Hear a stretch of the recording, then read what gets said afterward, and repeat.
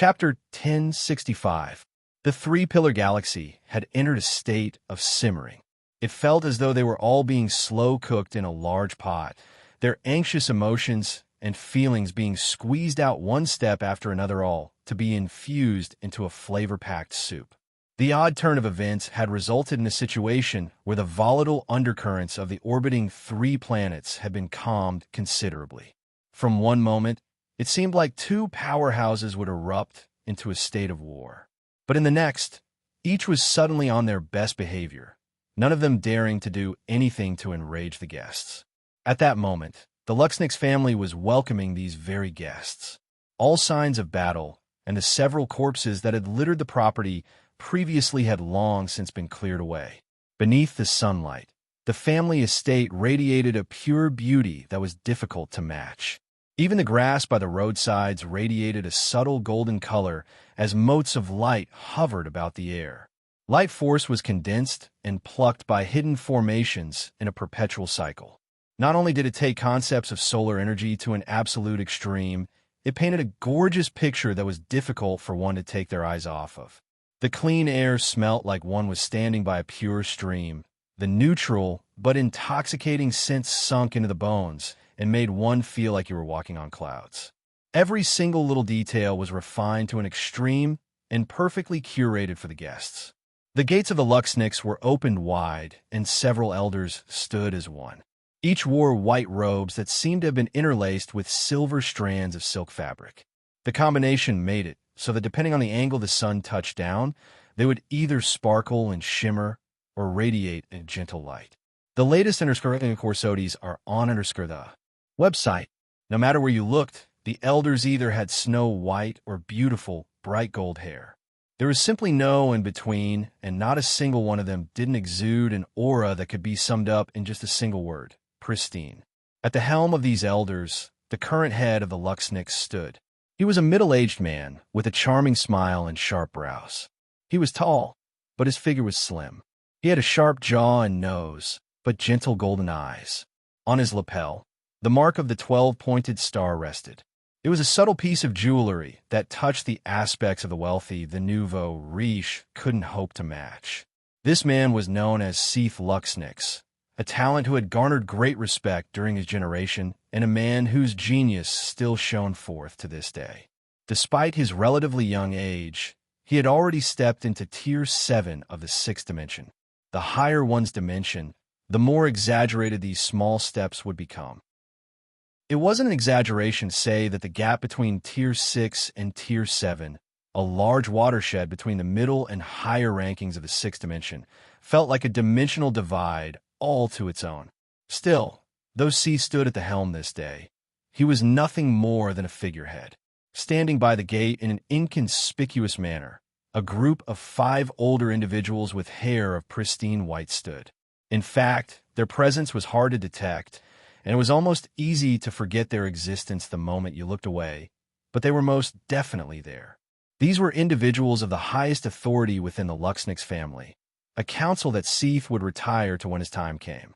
They were known as the Snowy Star Order. The latest corsodies are on the website. It might seem odd that these older individuals would stand to Seath's back in such a situation, as it might feel customary that the old would take the forward charge. But the truth of the matter was that this was the Luxnix family's way of saving face. This wasn't the first time they had gone through such a thing. In fact, it was only a few decades ago that these individuals had come to their sector for the very same purpose. The truth was that the individuals coming today could only be considered the younger generation of said organization. It was inappropriate for them as elders to be the forefront of the greeting, but they also wanted to ensure that nothing went wrong either. Considering what had happened last time, they refused to allow trouble to rear its ugly head again. This time, they would keep a tight rein on everything, even if they had to lurk in the corner. Right then, space trembled. It was just a slight fluctuation, but it was already enough for the elders to sharpen their gazes. "They're here." The one who spoke was an older man with a rounded back. His stature seemed quite off because, despite the shape of his back, his neck seemed to be quite straight itself. It made it look like there was something hidden beneath his robes, rather than his posture actually being so poor. Visit. For a better user experience, he was known as the Winged Star Order. Upon entering the Snowy Star Order, elders were granted their title. It was a reminder that their own identities no longer mattered, and their first and foremost duty was now to the family.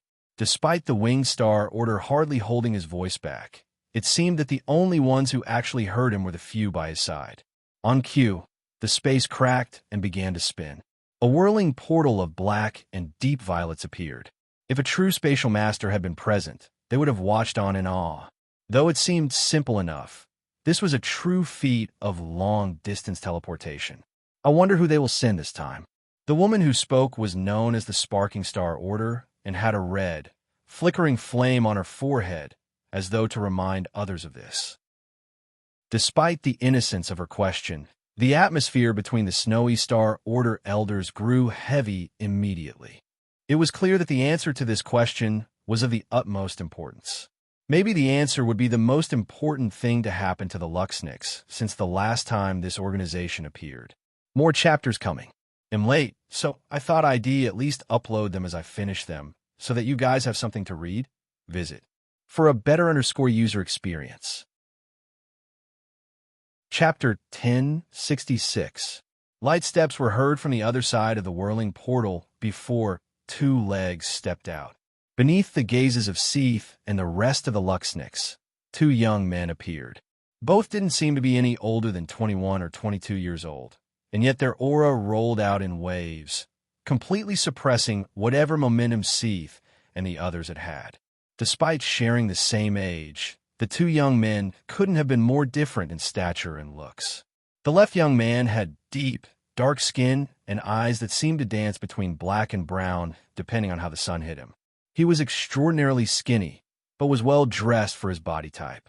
His robes had several layers that would have reminded one of a formal three-piece suit, but there was a distinct martial arts touch to it that made it clear he wouldn't have any issues fighting with it on. The only real oddity about this young man was that he had a pair of golden balls strapped to his waist, but even as he moved, they didn't seem to sway or shift. It led to an odd cognitive dissonance that made one's brow furrow and one's head spin if you gazed at them for too long. The young man on the right was as pale as a sheet of paper, compared to his well-groomed counterpart. His hair was an absolute mess, and his robes, though clearly meant to be a uniform they both shared, looked nothing like it was supposed to. His robes split to reveal his bony chest, one of his sleeves swinging in the wind, completely empty as he rested the arm that was meant to be within it upon his cloth belt. His gaze was like a deep blackness as his irises seemed a size too large for a normal person. In fact, so were his pupils. It was hard to tell if he just had odd genes, or if the truth of the matter was that he had snorted some less than savory substances before coming here. Still, despite the completely unserious appearance of this young man, the massive wooden box attached to his back would make one withhold their judgments. That was especially so after you noticed the wrapped handle coming out of the top of it. It was doubtful that anyone would want to be on the other side of whatever weapon was hidden within. The latest Corsodies are on website. Seeing these two young men, Seath smiled. He had already been well prepared to deal with the pressure these youths exuded. Without appropriate strength, surviving such long-distance travel would get you killed. So, he didn't feel like these youths were trying to show off. If they hadn't released their strength, they would have ended up shredded to pieces. But the fact the two looked so relaxed made Seath take them with 1 to 2 points more seriousness. These are clearly not normal youths, but how could they be if they were from that place? Greeting. I am the current patriarch of the Luxniks family. We welcome you to our humble estate. The pale-skinned youth looked around somewhat blankly before shaking his head. Damn bullshit wormhole.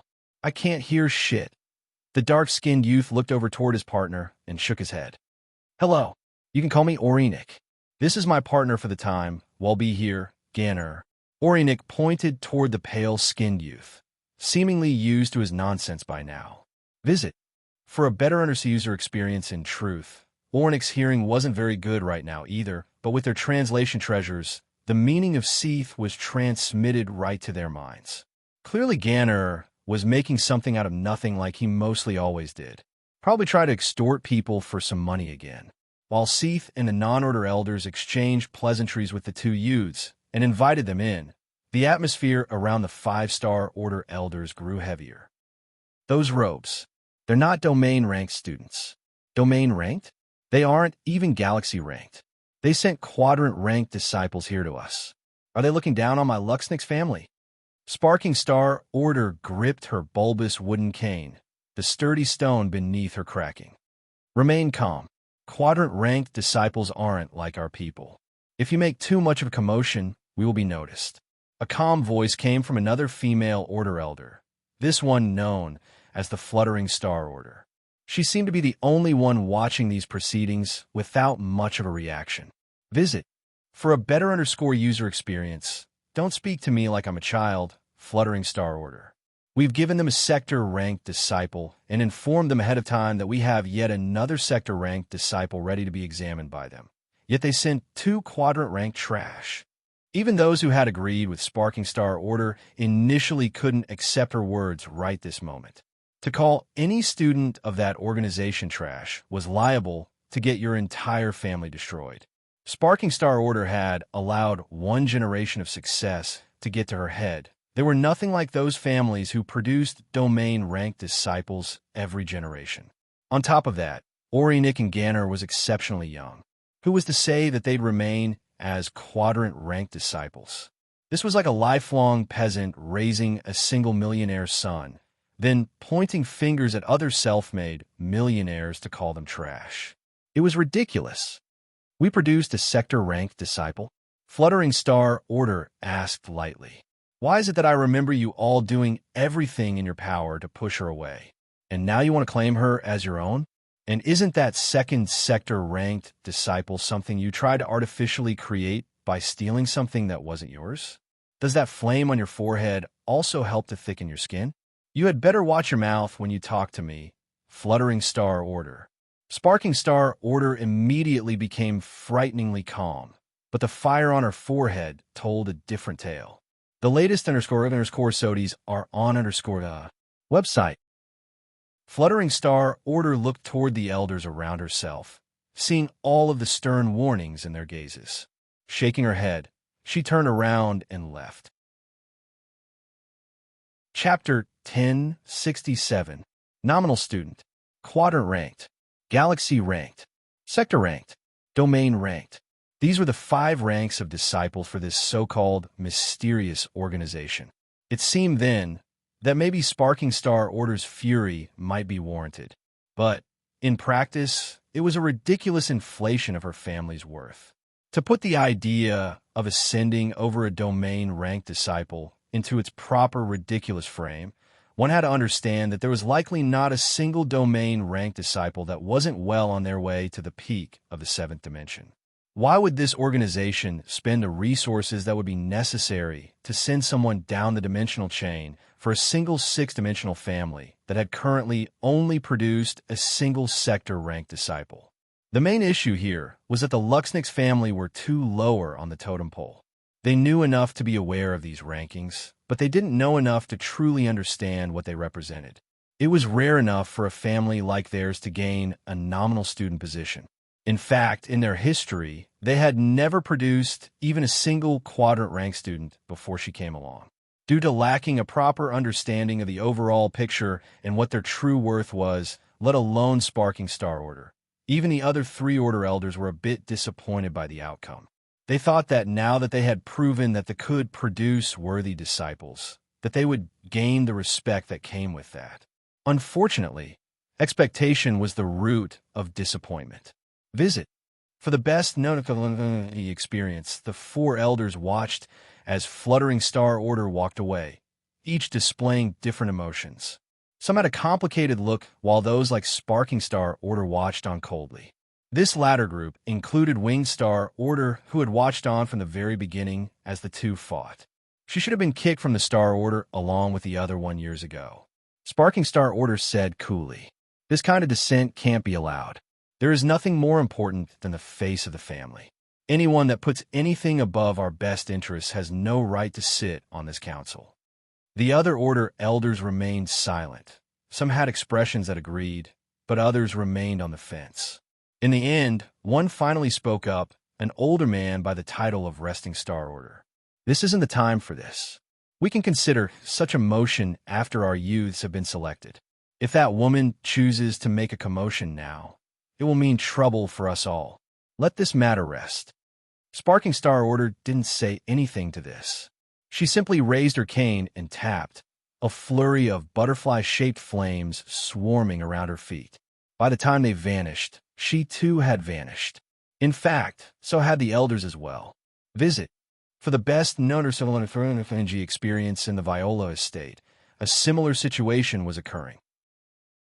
Well, similar in that they were likewise greeting guests, but their level of entitlement was several levels beneath that of the Luxniks, as they had never produced a disciple above the nominal rank. In fact, they would be very much ecstatic if they could produce another one. They didn't even care to check what the rank of the disciples that had come were.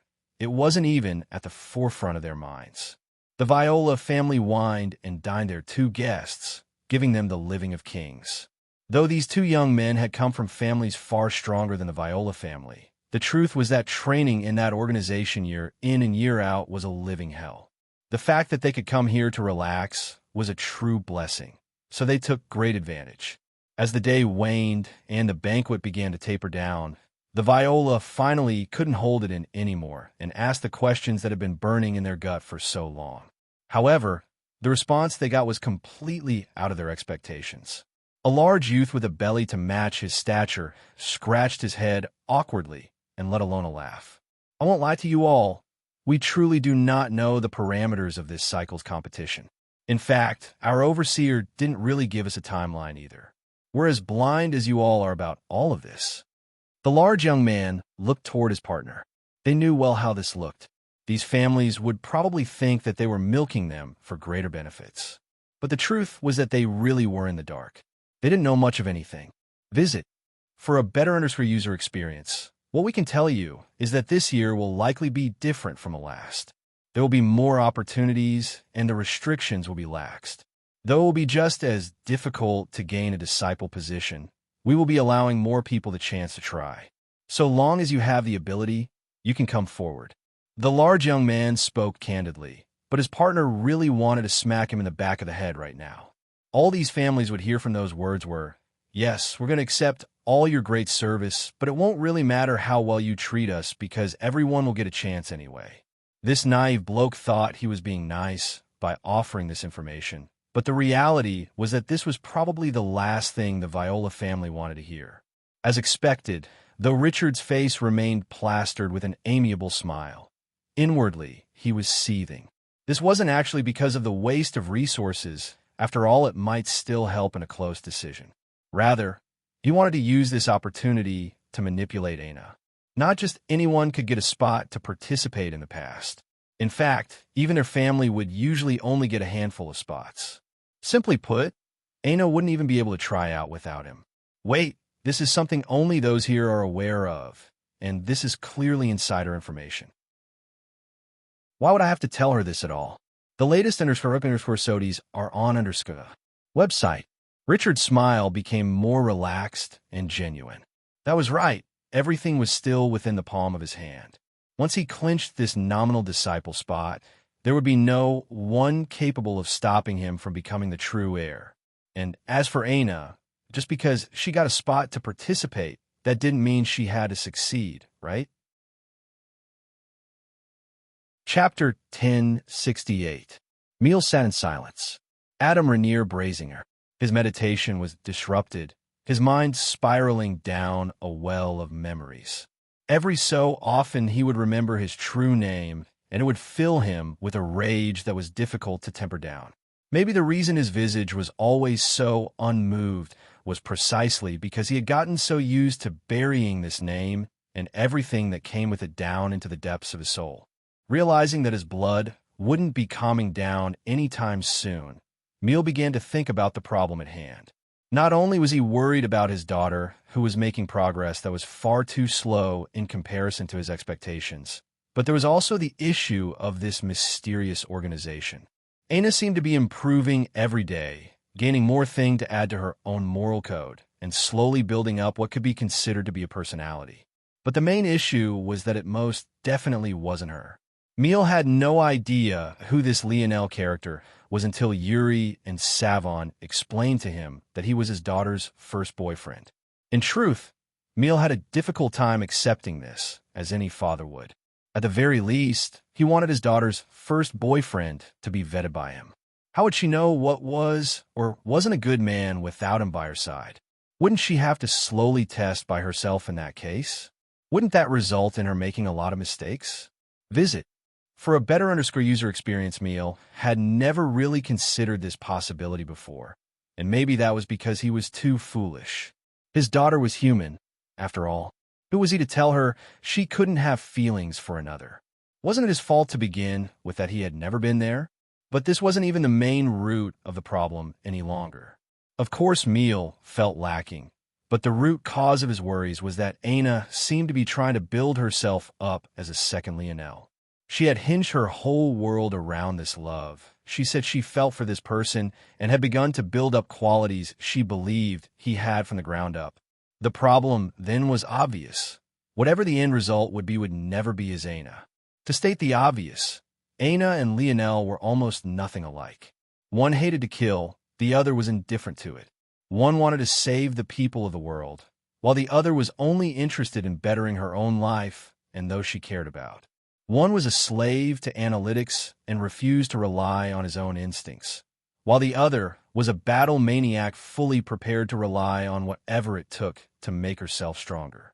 In fact, Aina's entire ability was based around her instincts. It wasn't so exaggerated that they were polar opposites, but there were definitely fundamental and foundational differences between them that could never be equated. Aina's own self seemed to realize this as her progress forward was at a snail's pace. It seemed that while she was rebuilding her personality, she was simultaneously going against everything that made her her. The latest episodes are on the website. Emil really didn't know how to deal with this situation. The only way seemed to be to convince Aina that her love for Lionel wasn't that important, but he couldn't find it in himself to manipulate his daughter like that. The second best option seemed to be to have Aina meet Lionel again. At least that way, it might trigger something and act as a catalyst for the real Aina to awaken. But not only was there no guarantee for this to work, it was also extremely risky. Who knows what this Lionel would say to his daughter if they ever met again? Aina seemed to repeat all the time that he hated her now. What if he said something in a rage that would send Aina spiraling down a dark path?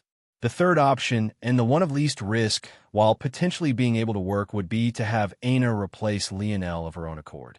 If she chose to replace Lionel, the foundation for her personality would no longer have to be his qualities, and she would finally be able to follow her own path. This option was slightly different from the first option. Rather than convincing Aina that Lionel wasn't important, it would be allowing her to move on. Lionel would still be an important memory to her, but he would shift just enough to the background that the true Aina could shine through. In truth, all of this made Emil greatly hesitant. He hadn't wanted to interfere in his daughter's awakening process, but he hadn't expected this Lionel to be such a problem. It would have been easiest if he had sealed memories of him away before doing this, but by now Aina's mind was too powerful for even Yuri to handle. If I allow things to continue on in this way, they'll lose my daughter forever. Visit. For the best noticeable and freedom energy experience, Emil closed his eyes. The risks weighed heavily on his heart, but he knew that inaction was no longer an option. Aina would no longer be if he didn't step in. That led Emil to the second problem, the mysterious organization. He knew well that it was already too late for him. That organization didn't accept anyone beyond the fifth dimension, as they had a specific method of molding six-dimensional existences to groom powerhouses. However, this was an opportunity he wanted for Aina, not himself. The trouble was that even a spot to participate in a selection was hard to come by. Giving this spot over to a vassal, especially one that only had a single generation to offer for now, would be a hard pill for the Viola family to swallow. That said, it seemed that his first and second problem had the same solution, did they not? This plan will make me an enemy of the Viola family, but for the sake of my daughter. Miel's gaze snapped open, a cold light hidden within. Visit. For the best notifiable experience, he needed to use the Viola family, but he would never allow his daughter to exchange her innocence for something like this. Even if he had to massacre them to their last person after they had fulfilled their worth, he would do so. With a flip of his palm, Miel revealed a talisman. It glowed for a moment before a familiar voice spoke out on the other side. Chapter 1069. Deep within the Luxnix estate, there was a calm river of flowing golden waters. Sometimes it would appear to be a liquid, and at other times it would appear to be a gas. It flowed unpredictably, even often rising into the air in defiance of gravity.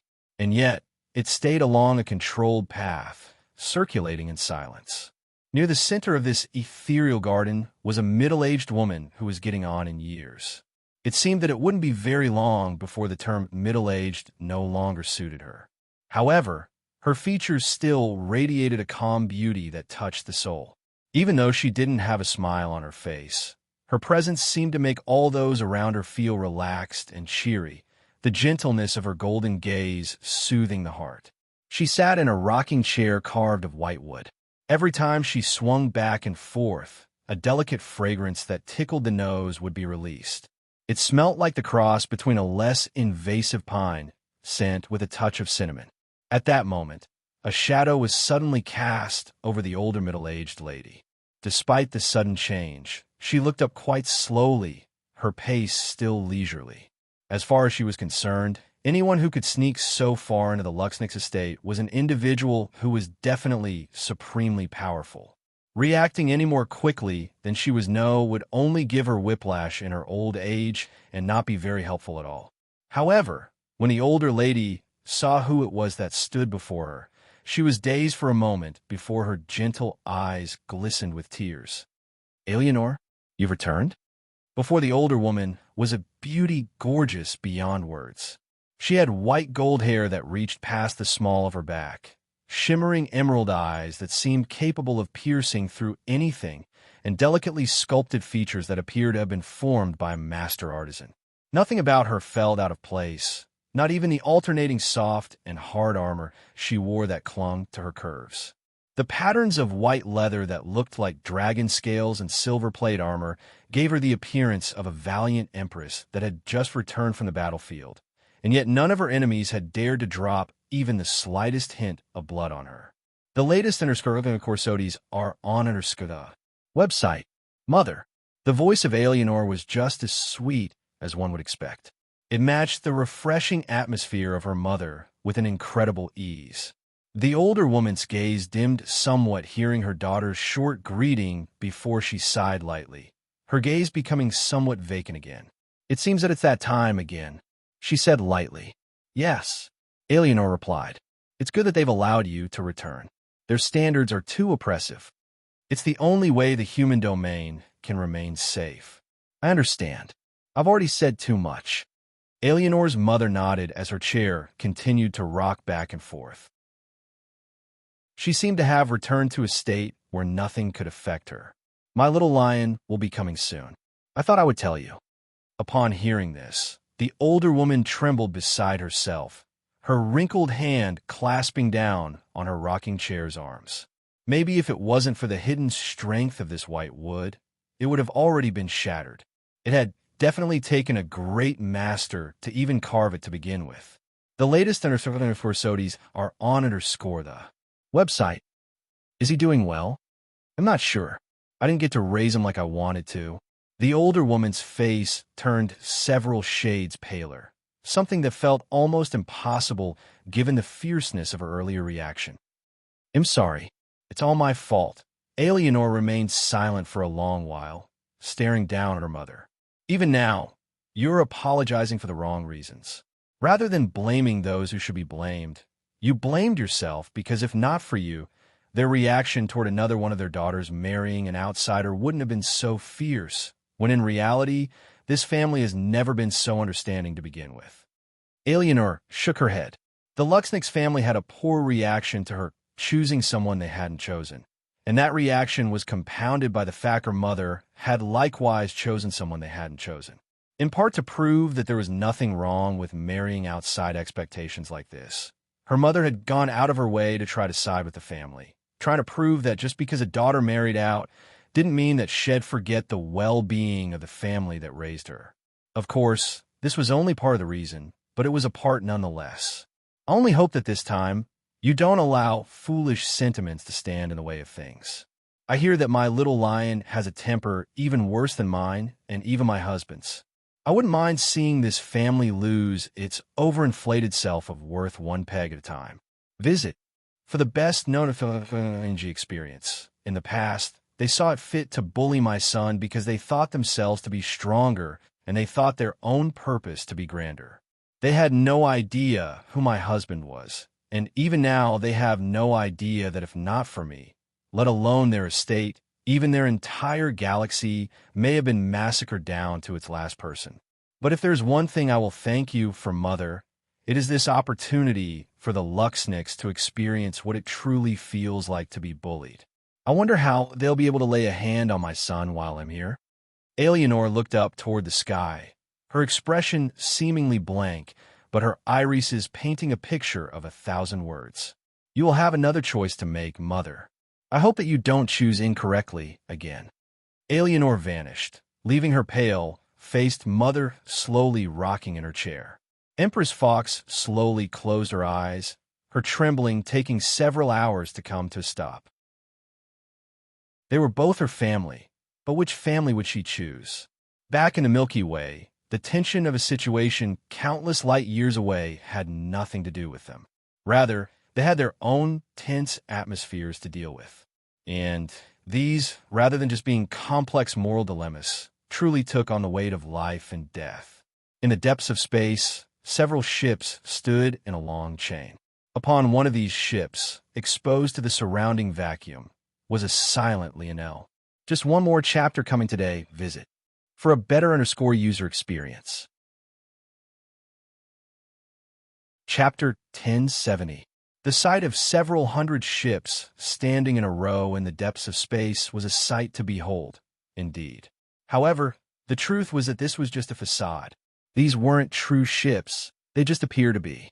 These deep black platforms, each of which was capable of holding several dozen warriors comfortably, were actually just that, platforms.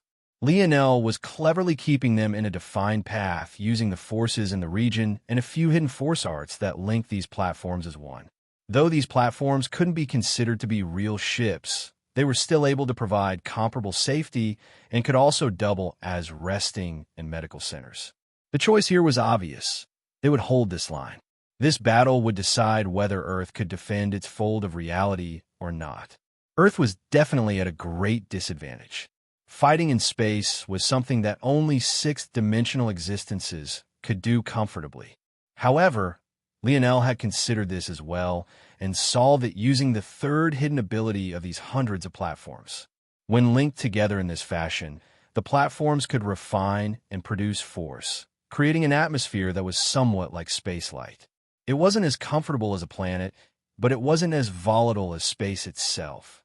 As a result of this, Lionel managed to turn a disadvantage of Earth into the opposite. Space normally didn't have force, and if you were unlucky enough to run into pockets where force did exist, they were normally extremely dangerous. By the time you noticed them, you would likely already be dead. Due to the nature of space, absorbing force here was particularly dangerous, especially if the force didn't acknowledge you. So, where was the advantage? Visit. For a better user experience, the advantage was in the fact that this was Earth's fold of reality. This force innately recognized them. However, it wouldn't do the same for their enemies. Normally, it would just be difficult for invaders to absorb force in a world that wasn't their own. But now it would be almost lethal. At the helm of the fleet of platforms, Lionel sat in silence, his feet dangling down into the vast expanse of space. The artificial gravity in the surroundings wasn't as strong as it was on Earth or Earth X1, so he felt exceptionally light at the moment, his gaze looking off into the distance.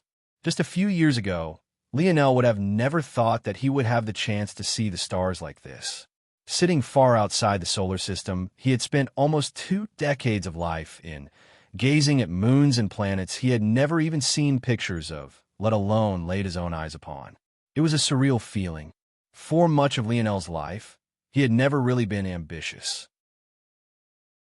Nothing caught his attention enough for him to put his full effort toward it. And though he respected everything he did and gave it all its due, there was always a tiny piece of him buried deep that never seemed to truly activate. But at this moment, staring off into the stars, seeing the vastness of the universe laid out before him as his people were being oppressed from all sides, he felt a dull throbbing within, as though a deep recess of his soul was ready to be awakened. Space suddenly shook and shattered. Watching on in silence, Lionel didn't even move as the 10-kilometer-long starship came into view, crashing through layers of space one after another. To Lionel's back, 8 young men appeared, all of them standing tall. One couldn't truly grasp the horror of a starship, even a junior one, until you laid eyes on it personally. Visit. For the best noticeable experience, it felt like watching reality itself collapse as it tore a seemingly empty space to shreds.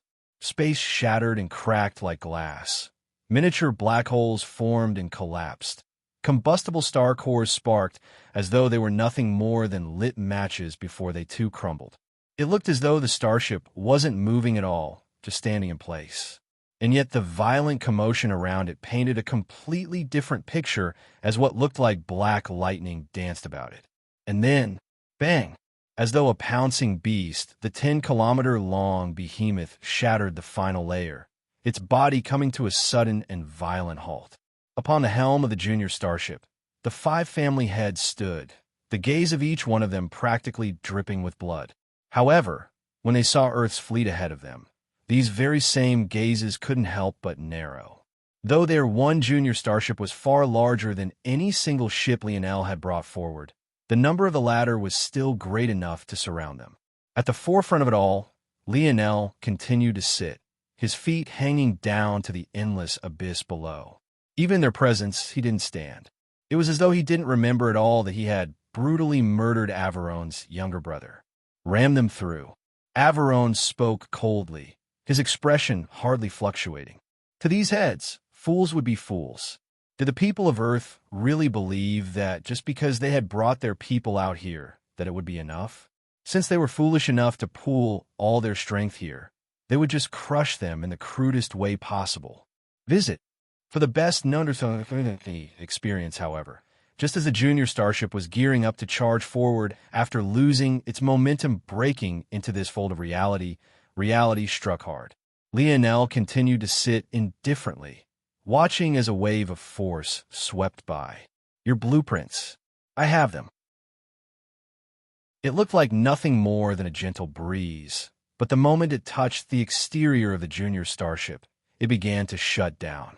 Its light flickered off, its accumulating energy dissipated, even its forward momentum entered a cruising state. To the horror of the 5 heads, their junior starship became nothing more than a hunk of metal, stuck in the limbo of space. At that moment, the black platforms took action. Bang! Bang! Bang! Bang! Bang! One after another, dense chains shot toward the junior starship, each lancing through the exterior hull and locking the junior starship in place. Just below Lionel's feet, another thick chain shot outward, this one piercing the very front center of the starship. Visit.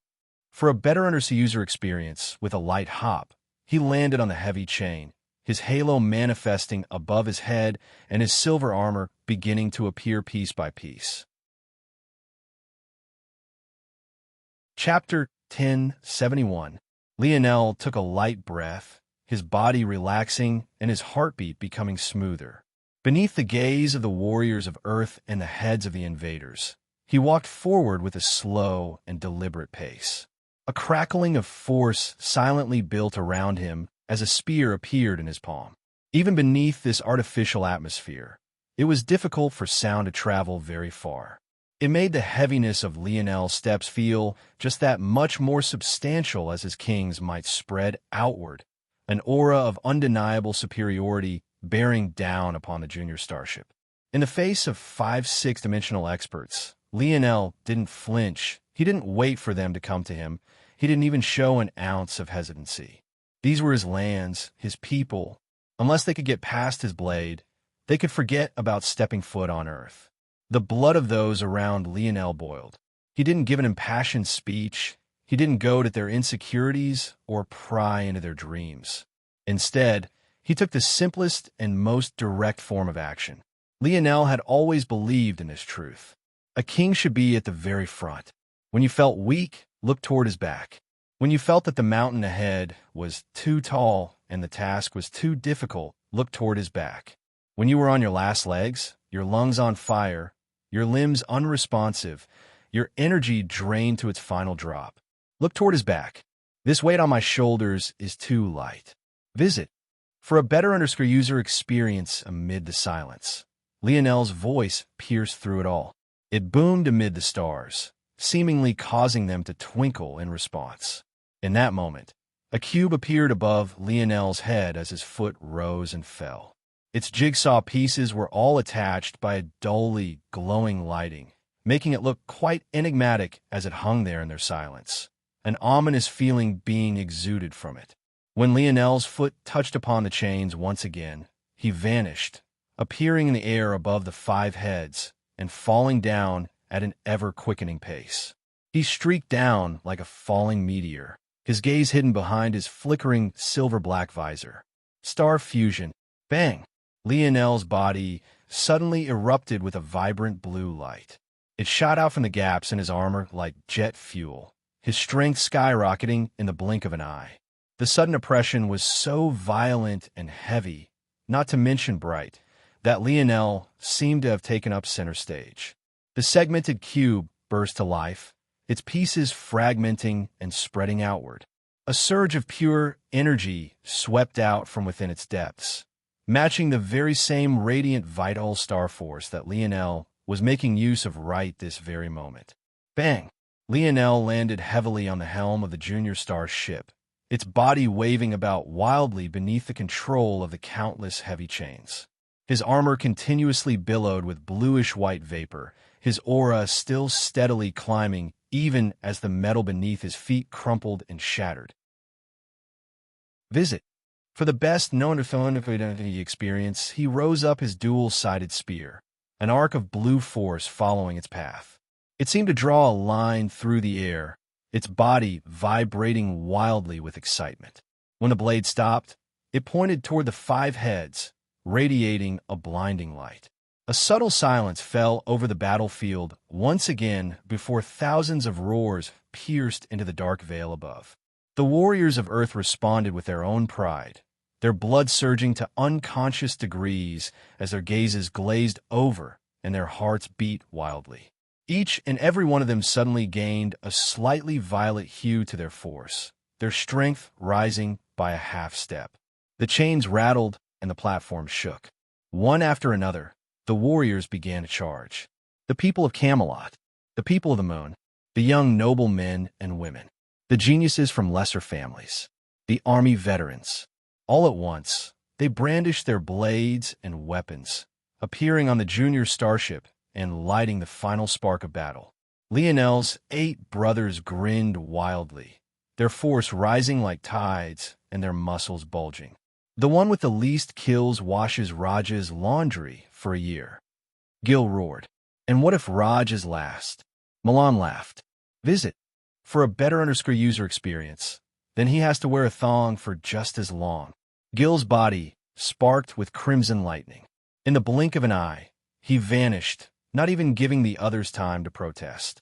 Lionel stood before the 5 heads, his force still billowing wildly.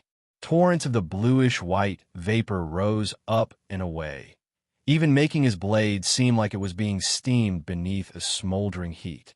Even as the battle erupted, the 5 heads didn't move. They looked toward Lionel with brows furrowed, seemingly not realizing that their starship had suddenly fallen into a battle they weren't ready for. With the people of Earth taking the initiative like this, and their warriors not being organized, it could very quickly become a problem. However, What was more shocking about all of this was that Lionel actually dared to face them. Not only did he dare to face them, but exactly what had just happened to their junior starship. On top of that, why was it suddenly so difficult for them to absorb force? And what was this blue force coming off of Lionel in waves? It was clear that Lionel actually planned on stopping them all himself. But wasn't this too ridiculous? Was he an idiot? Or was there something else that they were missing? Lionel didn't move a single inch. His blade still stretched forward in an act of blatant provocation. His breathing was steady and his back was straight. Nothing could make him waver at this moment. He's bluffing. What are you all still waiting for? Kill him. The first one to act was Averon. He didn't even wait for the others to react after he spoke. He struck forward with a palm instantaneously. In that moment, it felt as though the world was collapsing. Even in the face of Lionel's earlier momentum, it was like an impossibly vast mountain, towering above, unblemished. The latest in her course oddies are on under Ska website. Beneath his visor, Lionel's gaze flickered. Shit. Chapter 1072. Lionel had indeed been stalling. He needed to take the initiative so that the morale of Earth could be as high as possible. That was why he had acted so recklessly. Thankfully, due to the chaos of the current battlefield, all of which was taking place on a singular 10-kilometer-long ship, it was harder for them to actually pay attention to what was going on in Lionel's battle. This was especially so since Lionel and the five heads were still on the roof of the ship while many of the other battles had begun within the ship itself. Lionel was trying not to move right now, because this inaction would cost him the least amount of vital star force. If he went all out, he could last in this state for 3 to 5 minutes max. If he added the supplementation of the segmented cube into the mix, he could last about half an hour. The trouble was that the segmented cube's supply was limited. Right now, he was using what remained of the excess energy it absorbed, but it was only a tiny sliver. The only reason there seemed to be so much was because that tiny sliver was 7th-dimensional and Lionel had converted it to 5th-dimensional vital star force. But Averon had actually been so impolite as to actually attack. That would make things troublesome. Lionel quickly reacted. Duality. His spear swung forth, slicing the palm force in half. But he was blasted backward to the edge of the ship, his armor fracturing before quickly mending itself beneath the large amounts of star force. Averon frowned. He had only casually thrown out a palm, but he hadn't expected Lionel to truly be capable of receiving it. In fact, Lionel didn't even seem to be particularly hurt. What is this weird feeling? Visit. For a better user experience, Averon felt an odd oppression around him, as though a formless energy had taken form and latched onto his skin like a thick humidity would. But he couldn't truly touch or feel it. It was as intangible as it got. That's impossible. My attack was weakened, but there shouldn't be any ability a 5th-dimensional existence could possibly have that could weaken me. Averon couldn't wrap his head around it. The gap between dimensions wasn't a simple step. You were quite literally shedding your imperfections to become a greater being. This was why a powerful ability might be so in a lower dimensional world, only to become useless in a higher dimensional one. Many were born in the Milky Way who had brought their abilities to the 3rd or 4th level of their ability index, might not even be at the 2nd level upon stepping into a higher world. Knowing this, how could Averon not be shocked? He had actually felt his attack weaken just then. Lionel's head leaned from side to side, his neck cracking. He took a deep breath and waited for the rumbling of his inner organs to calm. Then, he began to pour his king's might into his duality domain, its layers becoming sturdier and sturdier with each passing moment. Go kill the rest, Averon said coldly. I alone am enough to deal with him. Is that so? Lionel's cold voice sounded. Visit. For the best energy experience in that moment, it felt like he was whispering into all of their ears, causing the heads to remain rooted in place. Head Umbra especially narrowed his gaze, his feet spreading apart, and his back arching as though he was prepared to pounce at any moment. An alert of danger sounded off in their minds. I promise you that the first of you to try to leave this battle we have here will die. Care to try it out? The five heads stared at Lionel for a long time. There were a few that wanted to call his bluff, but seeing Silem's reaction, they weren't foolish enough to do so. The Umbra family head had the best instincts of them all. If he was reacting like this, they would truly be asking for death if they ignored it all. They could only look toward the youth before them, their nerves standing on end. See, isn't this better? If we all just stand here, everything will be fine, Lionel said lightly. Bang! At that moment, a pillar of fire shot out from the hull of the junior starship. Several screams of agony followed it as what looked to be dozens of Flora family members were tossed into the depths of space. Well, their ashes were tossed into the depths of space, anyway. The gaze of Belize turned crimson when she saw this, her large belly rolling and the spider Lily growing from her forehead writhing. The latest _ and of course Sodies are on _ the website. Attack him as one. When he's dead, there won't be any threat left. Lionel watched on coldly from within his visor. This was exactly what he needed. As long as they weren't attacking others, he could do what he needed to do. Taking a steady and long breath, Lionel concentrated his duality domain, imprisoning the 6 of them. Before him stood 5 sixth-dimensional existences. In fact, they weren't normal tier 1 sixth-dimensional existences either. Each of them was at least tier 3 or 4. To any objective outside observer, Lionel was seeking death. In fact, even Lionel felt that he was a bit too crazy. But in life, there were certain things you had no choice but to do. This weight on my shoulders is still too light. Lionel exhaled, his universal force surging. Ash-colored snow began to fall from the skies, even as 5 radiant cores appeared before him. Lionel chose to forego a slow death and golden drops, focusing all his strength into radiant core and withering snowfall. Visit. For a better _ user experience, there was no path for a loss. Even if he died today, he had to win. He would win. Lionel's ankle flexed downward, his calf springing to life and his thigh bulging. When you couldn't afford to take a step backward, the true strength of a person would shine through. Chapter 1073. The metal beneath Lionel's feet crumbled as he vanished. His spear spun in his hands, wild lines of silver, white and blue following its arcs. It felt as though it was both everywhere and nowhere at the same time, touching upon a realm of speed, dexterity, and skill that made the pupils of the 5 heads constrict.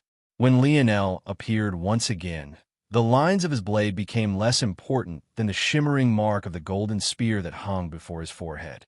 The world fell into a calm silence, as every stroke of his blade suddenly gained the ever so slightest golden hue.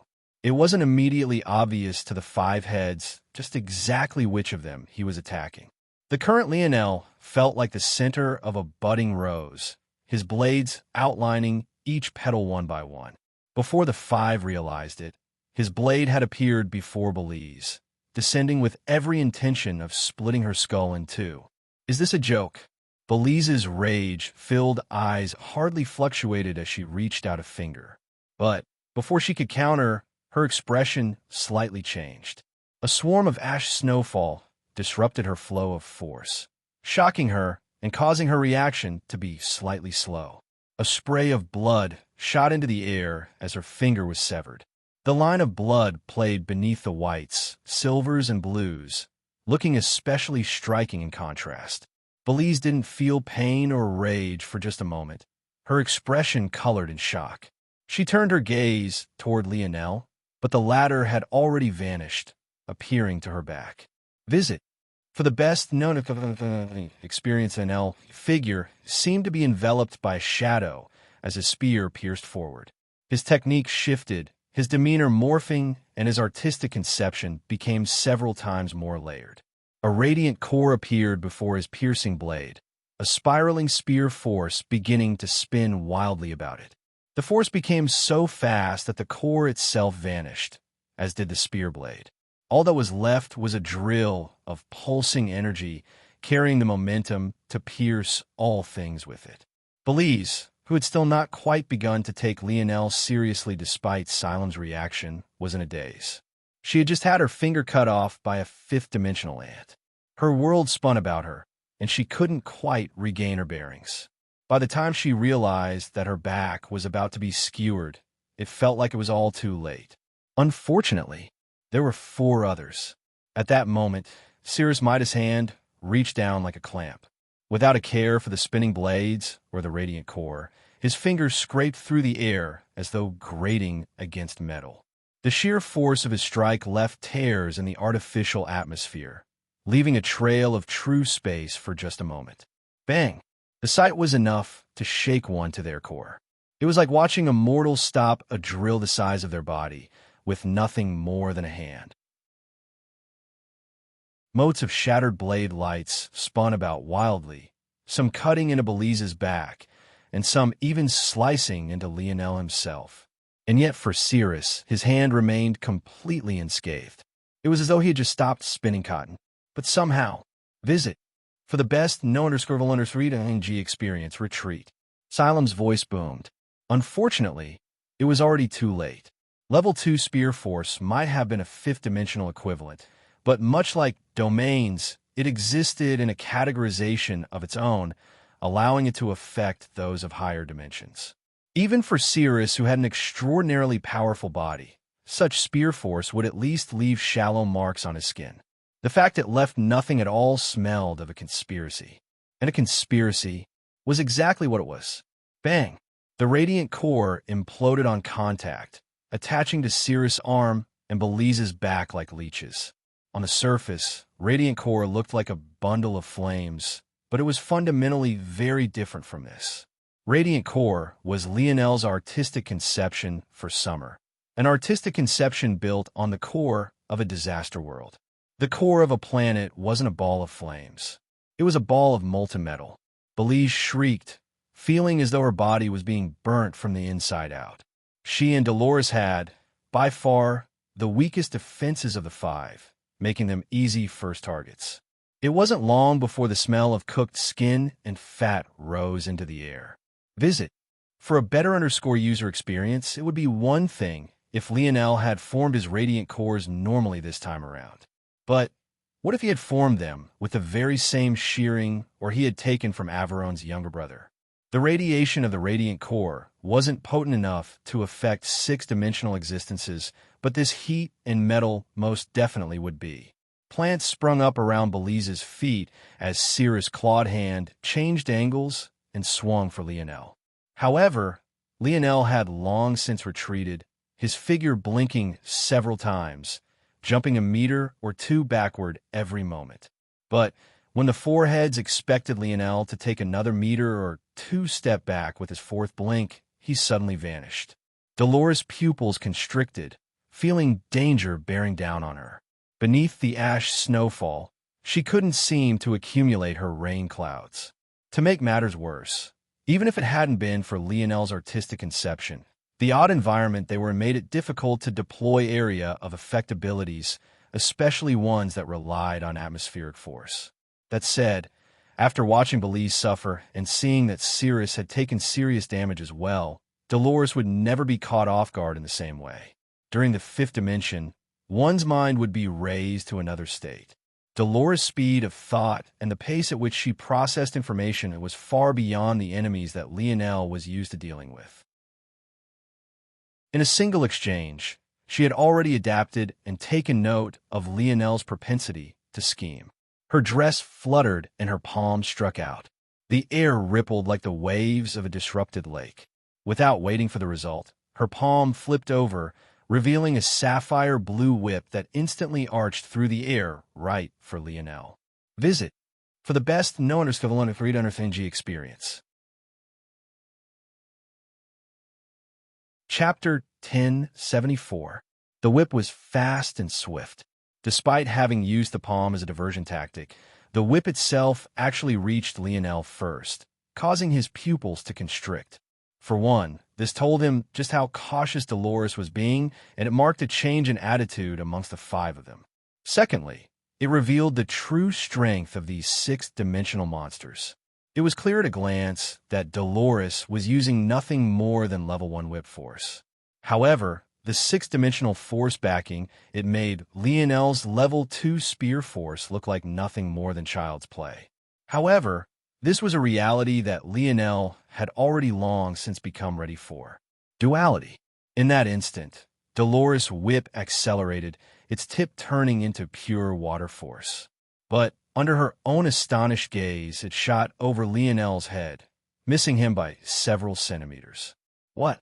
The flat of Lionel's blade shot upward, slapping Dolores' whip even further off course. It was a subtle tap that hardly slowed his forward momentum, but simply due to the fact that her momentum had already been heading in that direction, the change was exponential. By the time she realized Lionel had closed the distance, it was too late to pull her whip back. Visit. For the best no-undercylinder experience, however, Dolores didn't panic. Her whip had reached Lionel much faster, but that just meant that her palm energy was still a layer of protection for her. Though it was sent out quickly, it still carried at least 50% of her strength. Duality. Dolores' palm strike suddenly decreased to half its size, allowing Lionel to slide by it with deft steps. Blinding golden lights wrapped around Lionel's body, his speed stepping onto a completely new tier as he flashed through space once again. His spear spun before snapping into place, the momentum carrying his blade toward Dolores' neck. Dolores still had an arm up, connected to her whip. As for the other, it was still in the position of sending out a palm strike, but the energy from it had long since been dissipated. Still, she was an expert among experts. How many battles had she already been through in her lifetime? To be outmaneuvered by a child several times in a row was already humiliating enough. She most definitely wouldn't allow him the satisfaction. Her force circulated, her eyes glowing with a gentle blue. Separation. Visit. For a better user experience duality. Lionel's blade suddenly accelerated, causing Dolores' eyes to widen. The skin on her neck bloomed with a touch of red. In that moment, she truly felt the scent of death, her body freezing over and the horror being painted clearly on her lovely features. It was right then that her body collapsed into a pool of water, Lionel's blade cutting through the curtain of liquid blue, but ultimately gaining nothing. A moment later, Dolores reformed from a surge of water, her face pale and crimson dripping down her swan-like neck. Her blue dress still fluttered, but its collar was slowly being dyed red, her chest heaving as she was caught between shock, horror, and rage. Lionel stopped moving, suddenly finding himself encircled by 5 absolute experts. Averone and Asylum had yet to move an inch. Cirrus had chopped off his hand at the wrist, and yet had already replaced it with a bronze fist he likely got from Averone, resulting in his combat prowess practically being the same. Finally, there was Dolores, was bleeding, and Belize, who was in the worst situation of the 5 by far. The sight of Belize right now was truly horrid. Her entire back had been covered in Lionel's molten metal.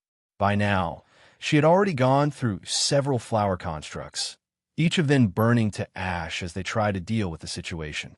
Right this moment, if not for the massive carnivorous plant sucking at her back like a leash, she might have been dead already.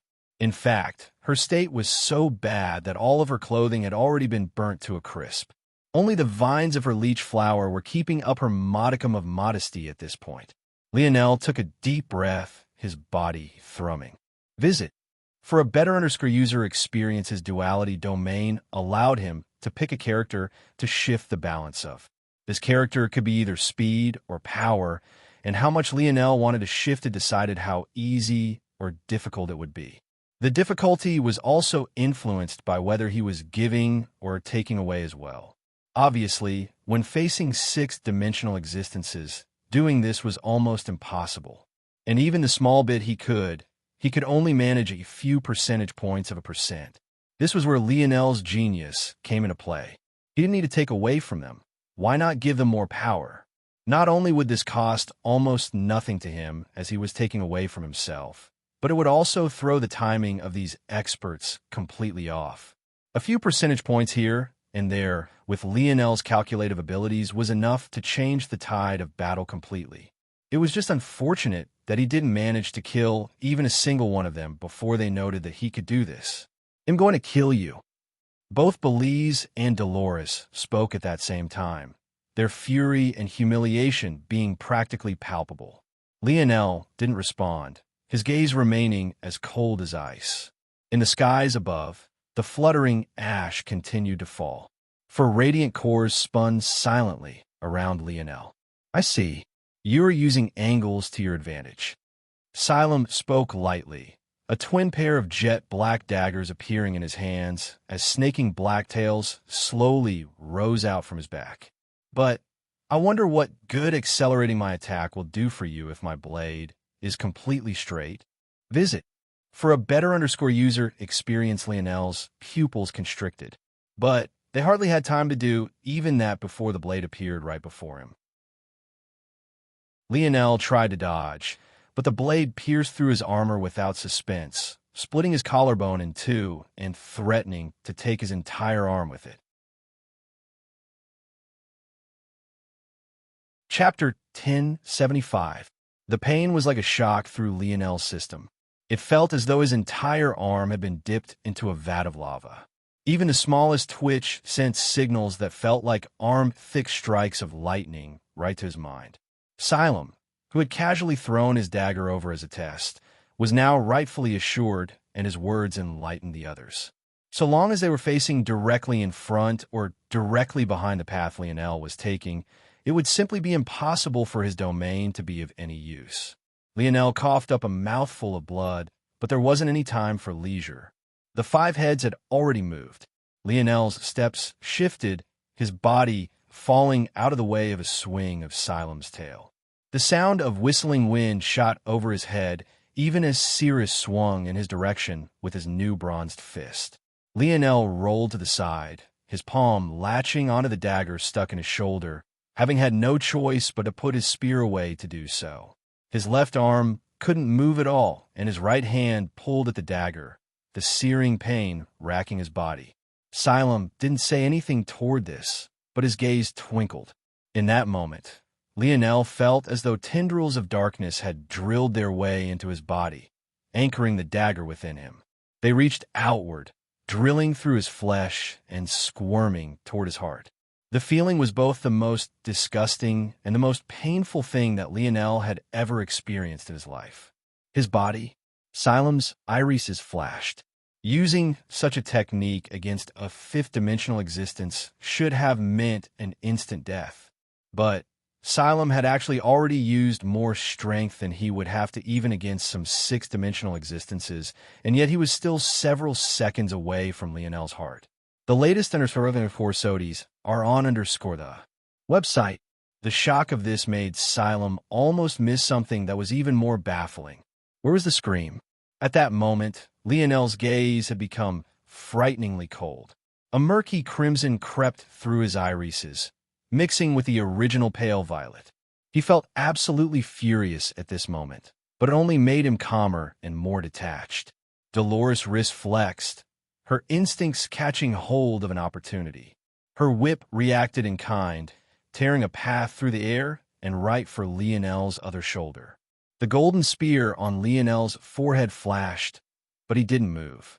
Or rather, it seemed like he didn't have the time to move. The whip's tip turned into pure water force once again, lashing against Lionel's right arm and shattering the sleeve of his armor into tiny little pieces. In the blink of an eye, all that was left behind was a beaten and bruised arm covered in bronze runes that had lost much of their light. Cirrus rapidly approached. Long-distance combat was most definitely not his forte. Seeing how easily Lionel dodged his earlier fist force, and seeing his current state, he no longer held back, charging forward. However, he quickly found 4 radiant cores blocking his path. The pressure of what had happened earlier weighed on Cirrus' heart. He retreated explosively, but Lionel didn't dare to allow his radiant cores to travel too far from himself. Visit. For a better user experience, rolling to the side to avoid another attack, Lionel flexed his beaten and bruised right arm. A surge of vital star force returned, pouring into his pores from the segmented cube above and quickly healing his injuries. His arm flipped over, revealing a javelin. He quickly planted his leg, his torso torquing as he unleashed it with all his might. The streak of silver light appeared before Dolores in an instant, but she had long since been prepared. With another plop, Dolores collapsed into a pool of water, appearing even further away than last time. Right this moment, Silem's gaze had narrowed, gazing up at the segmented cube above Lionel's head. He hadn't missed the fact that Lionel had just healed himself using the energy coming from it. If not for the fact his dagger was slowly digging toward Lionel's heart, maybe that injury would have been dealt with already as well. Lionel suddenly exploded forward, taking advantage in the gap of the encirclement that Dolores' retreat caused. Lionel's body alternated between a mad sprint and several teleportations. Beneath the influence of these 5-6-dimensional existences, he didn't dare to teleport too far, but he was supremely confident in these short spurts, and so long as he could just burst through. It was then that Averone, who had done little to nothing since the very start of this battle, took action. He pointed a singular finger toward a particular direction. The instant he did so, Lionel's expression changed, and he came to a grinding halt. Visit. For a better user experience, a solid beam of bronze jetted outward, crashing into the metal flooring before Lionel and causing a massive upsurge of explosions. Averone drew a calm line down Lionel's exit path, the beam coming from his finger never breaking once. It was clear that he had found yet another weakness to Lionel's domain. What good was accelerating a continuous attack like this one? So long as it made it to Lionel's destination first, he would have no path toward escape. Averone took his time blocking Lionel's escape before his laser slowly began to push back, inching toward Lionel, who was forced into quickly retreating again and again. It was exactly then that Silem pounced. However, his goal wasn't Lionel, but was rather the segmented cube above his head. With a single whip of his tail, he crumpled the metal beneath himself and shot his body into the air, appearing near the segmented cube in the blink of an eye. "No!" Lionel shouted out for the first time since the battle began. But before he could do anything, Dolores' whip lashed out once more, this time carrying even more power than it did before.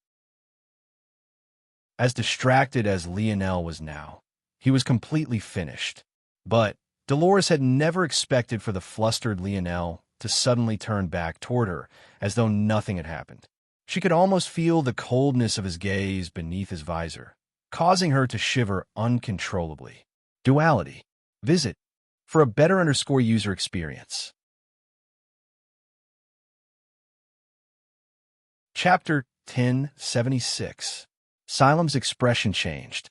He felt as though all the strength he had put into his daggers was suddenly sapped away. His control was broken in an instant, and all the effort he had put toward digging toward Lionel's heart went up in a puff of smoke.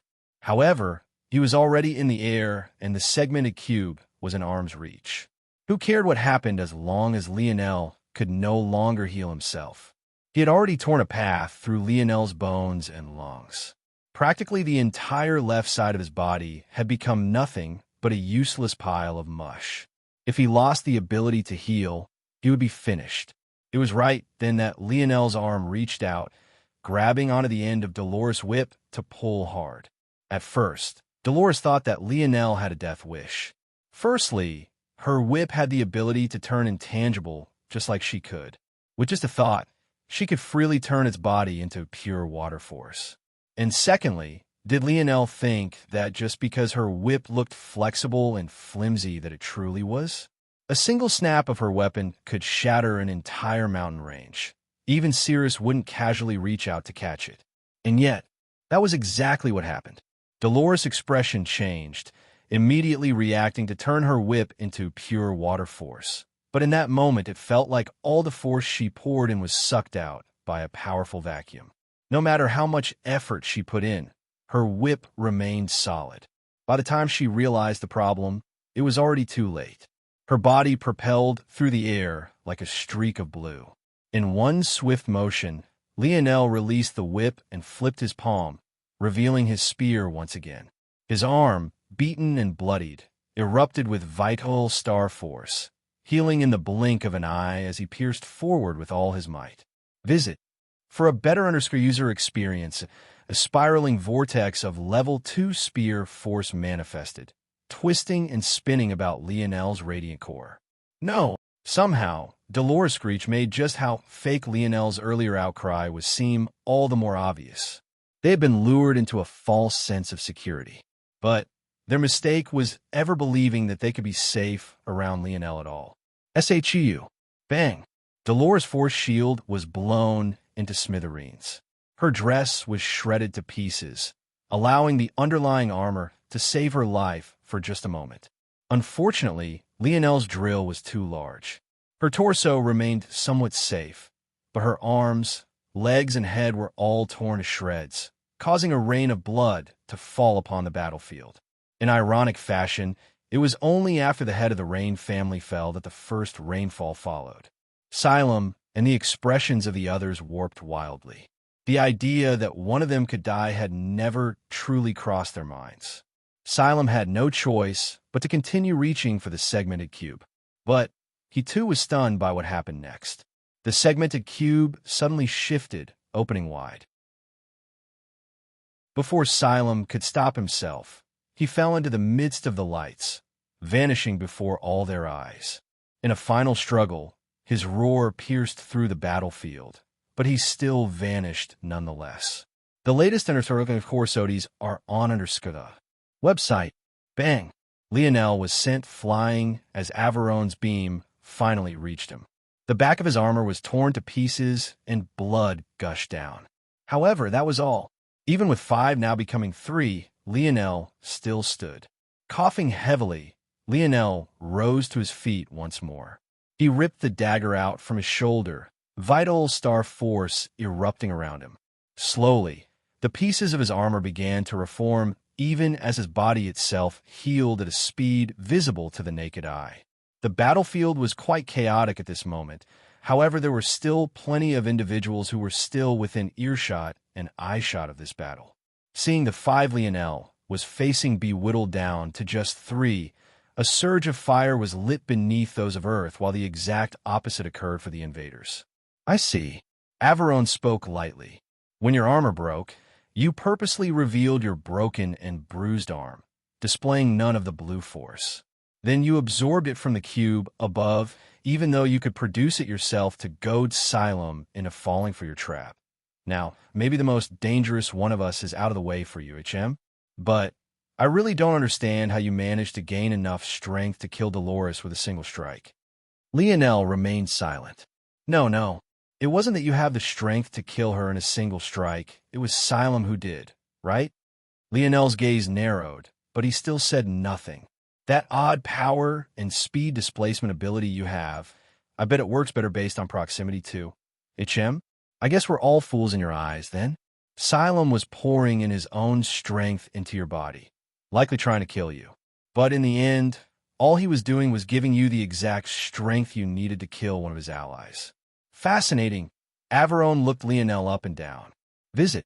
For the best known equivalent of experience. You know so much about our abilities, and you always act accordingly. Yet, we know absolutely nothing about yours and fall into such simple traps. Let me guess. You managed to open my younger brother's bronze eye?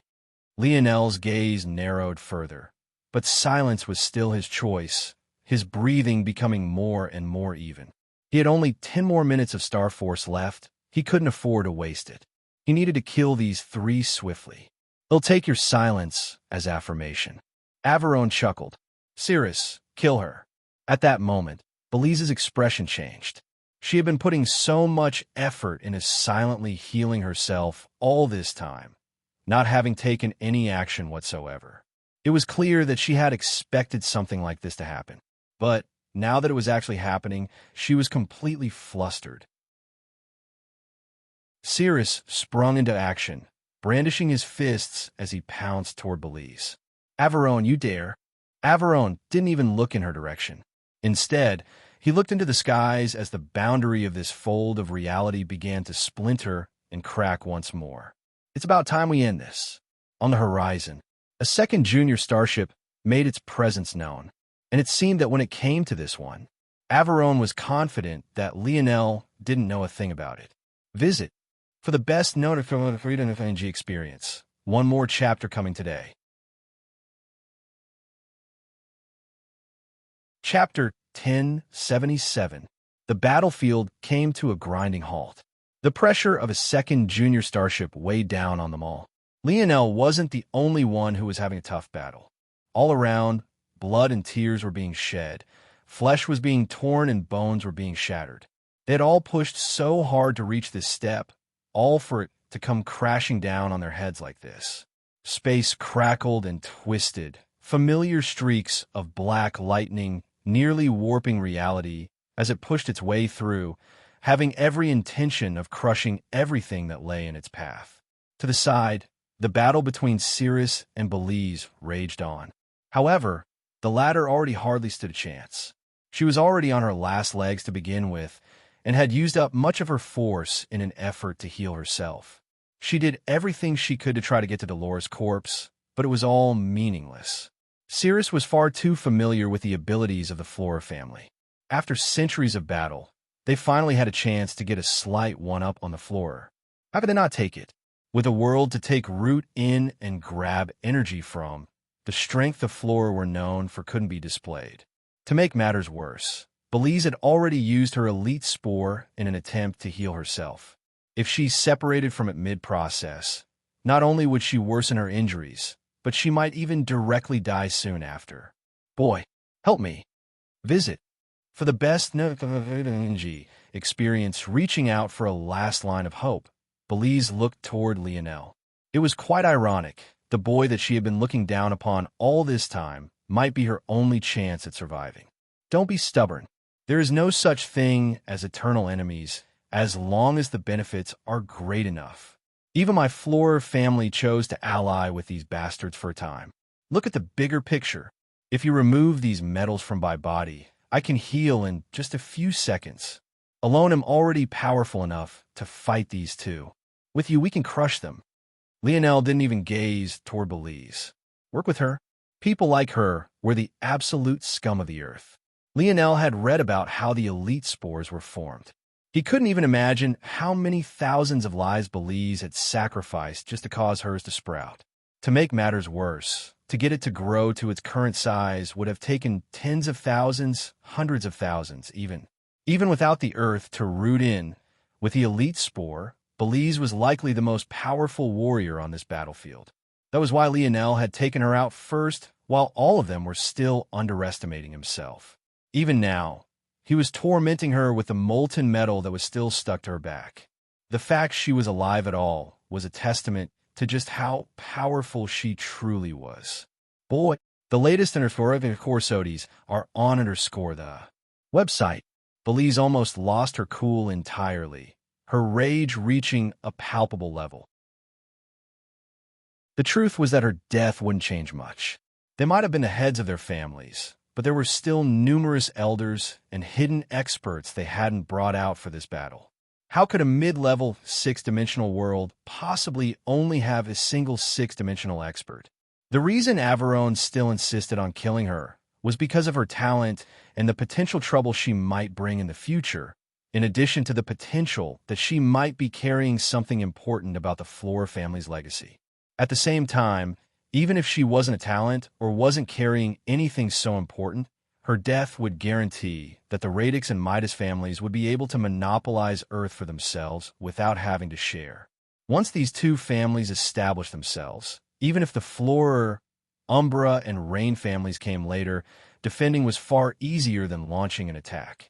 By then, the power dynamic between the families would shift, and in a few decades, the Radix and Midas would gain enough power to crush the Flora themselves and complete the legacy.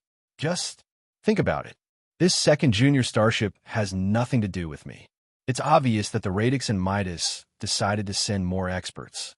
Without six-dimensional experts, how will Earth defend itself? Don't think that just because you killed Dolores that you can do it yourself. The trick you used with Xylem won't work twice, and Dolores was by far the weakest of us all. In addition, now that they know how your ability works, They won't make the same mistake Xylem did again, and you won't have a chance to kill another one of us with a single strike. The latest of course, Odis are on_. Website. I can tell that your body is very powerful, and this is likely the reason you've been able to fight and harm us. But I can also tell that you're relying heavily on that blue force to boost your strength. How much more time will it buy you? 5 minutes? 10 minutes? Even if it will last you an infinite amount of time, I can tell you that it won't matter. These two are still hiding their ability indexes because they don't want to expose themselves. In addition, they've yet to use the true prowess of six-dimensional existences because this odd atmosphere is restricting it. But once this second junior starship descends, this environment you've created will shatter and their strength will at least double. I won't ask for much in return. Just save me and allow me a piece of the spoils. I won't take any of Earth's territory. I wouldn't even have the numbers left to continue fighting you all after this. The warriors of the other families would not listen to me. Belize did everything she could to convince Lionel, and all of her arguments were perfectly sound. In fact, though Averone had said nothing from start to finish, he was ready to stop Lionel at any time, his gaze firmly locked onto the ladder. However, Lionel himself was still looking toward the ship that had finally broken through the final layer, his gaze somewhat vacant, though it was difficult to tell beneath his visor. On the helm of this second junior starship, a man stood with a tall back and wide shoulders. Though Lionel had never personally laid eyes on him before, he almost instantly recognized this man as Guild Head Augustus Ovaltine. However, a half-step to the back of this man was a woman he was actually a bit surprised to see there.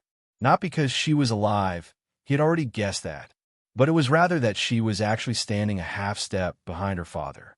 He had thought that the two of them were enemies with differing goals, but if they weren't, that meant visit.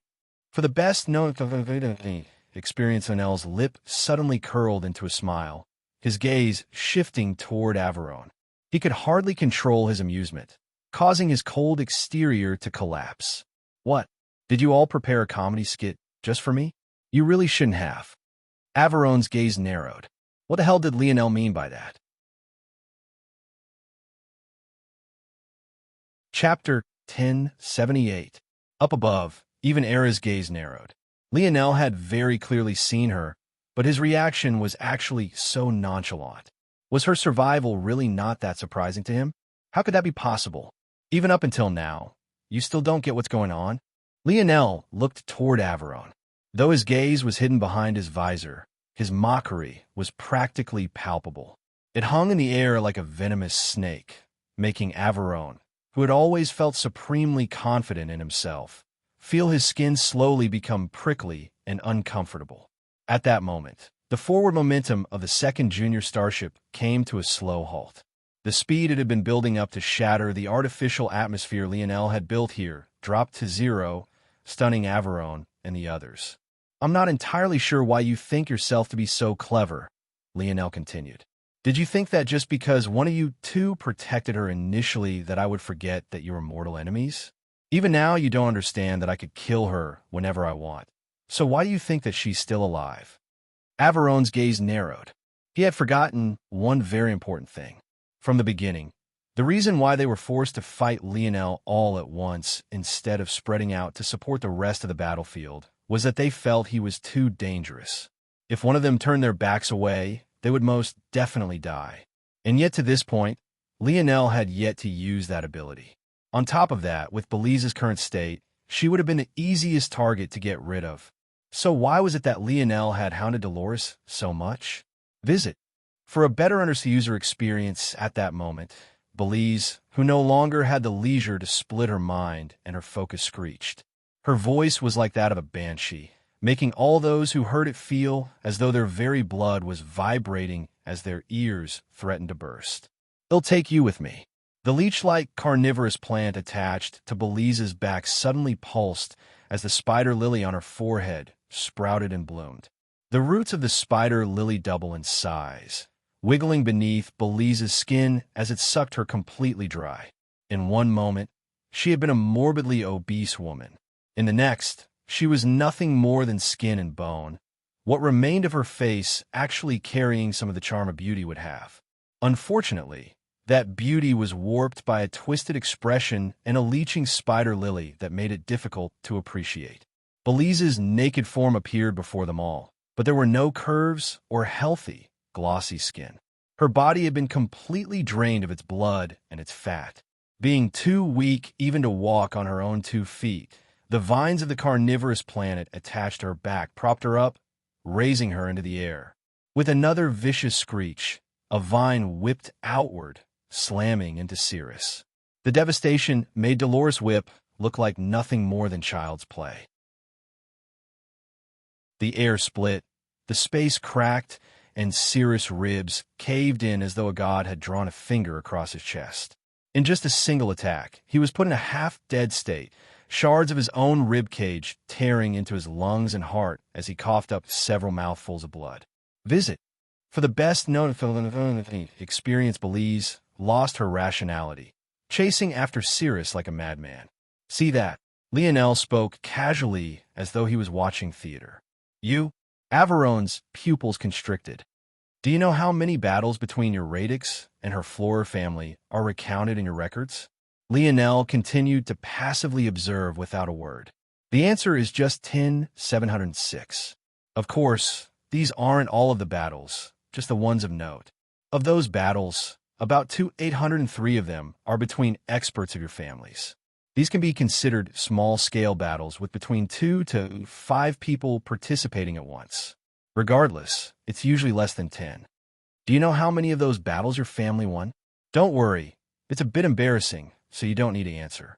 The percentage is about 24%. As for how many the Flora outright won, that would be about 57%. So, what do you think happened with the remaining 19%? Cirrus lost his arm to pure blunt trauma. Without relying on the slightest sharpness, it was ripped from his in terrible fashion, his blood pooling out to the ground. Visit. For the best no-understanding experience. Fascinating, don't you think? Lionel asked. Of that remaining 19%, all of them were counted as draws. These weren't any normal draw, but rather they were draws where all parties died. Lionel looked away from the battlefield and back toward Averone. Now, if you're like me, you'd find this statistic to be weird. A situation where everyone dies is too odd, especially since your records didn't seem to have an explanation for it. And after reading through all the techniques and abilities of your Radix and Midas families, you most definitely didn't have what was necessary to force such a draw in a fifth of cases. The only logical answer, then, is that it wasn't you forcing the draw. It was, rather, the Flora family forcing it. And, lo and behold, in 93% of the cases where the battle ended in a draw, it had been an ambush by your Radix family, meaning the Flora had been forced into a desperate situation and left without a choice but to use their hidden trump card. Averone's breathing was no longer as steady as it was before. This Lionel wanted him to believe that just by reading the outcomes of battles, he was able to deduce that the Flora family had a hidden ability that even they hadn't been aware of. Not only did he deduce this ability, but he was able to grasp the nature and even the timing of it to the point he could make use of it in his plans. Just what kind of monster was standing before him now? Just who was this Prince Lionel, and how could he possibly outcalculate his Radix family? Visit. For the best experience, Averone took several deep breaths. This wasn't the end of it. So what if the Flora had such an ability? The fact that Lionel dared to stand here meant that Belize had lost her rationality. She would likely burn herself out fighting Cirrus, and when she was dead, everything would go as planned regardless. This was all meaningless. So why did he still feel like Lionel was smiling?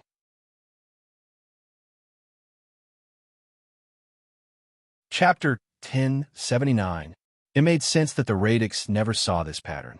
They had accumulated this data over several centuries, and they never categorized them in terms of wins, losses, and draws. They just documented what happened. For Lionel to draw that connection himself after flipping through them spoke for itself.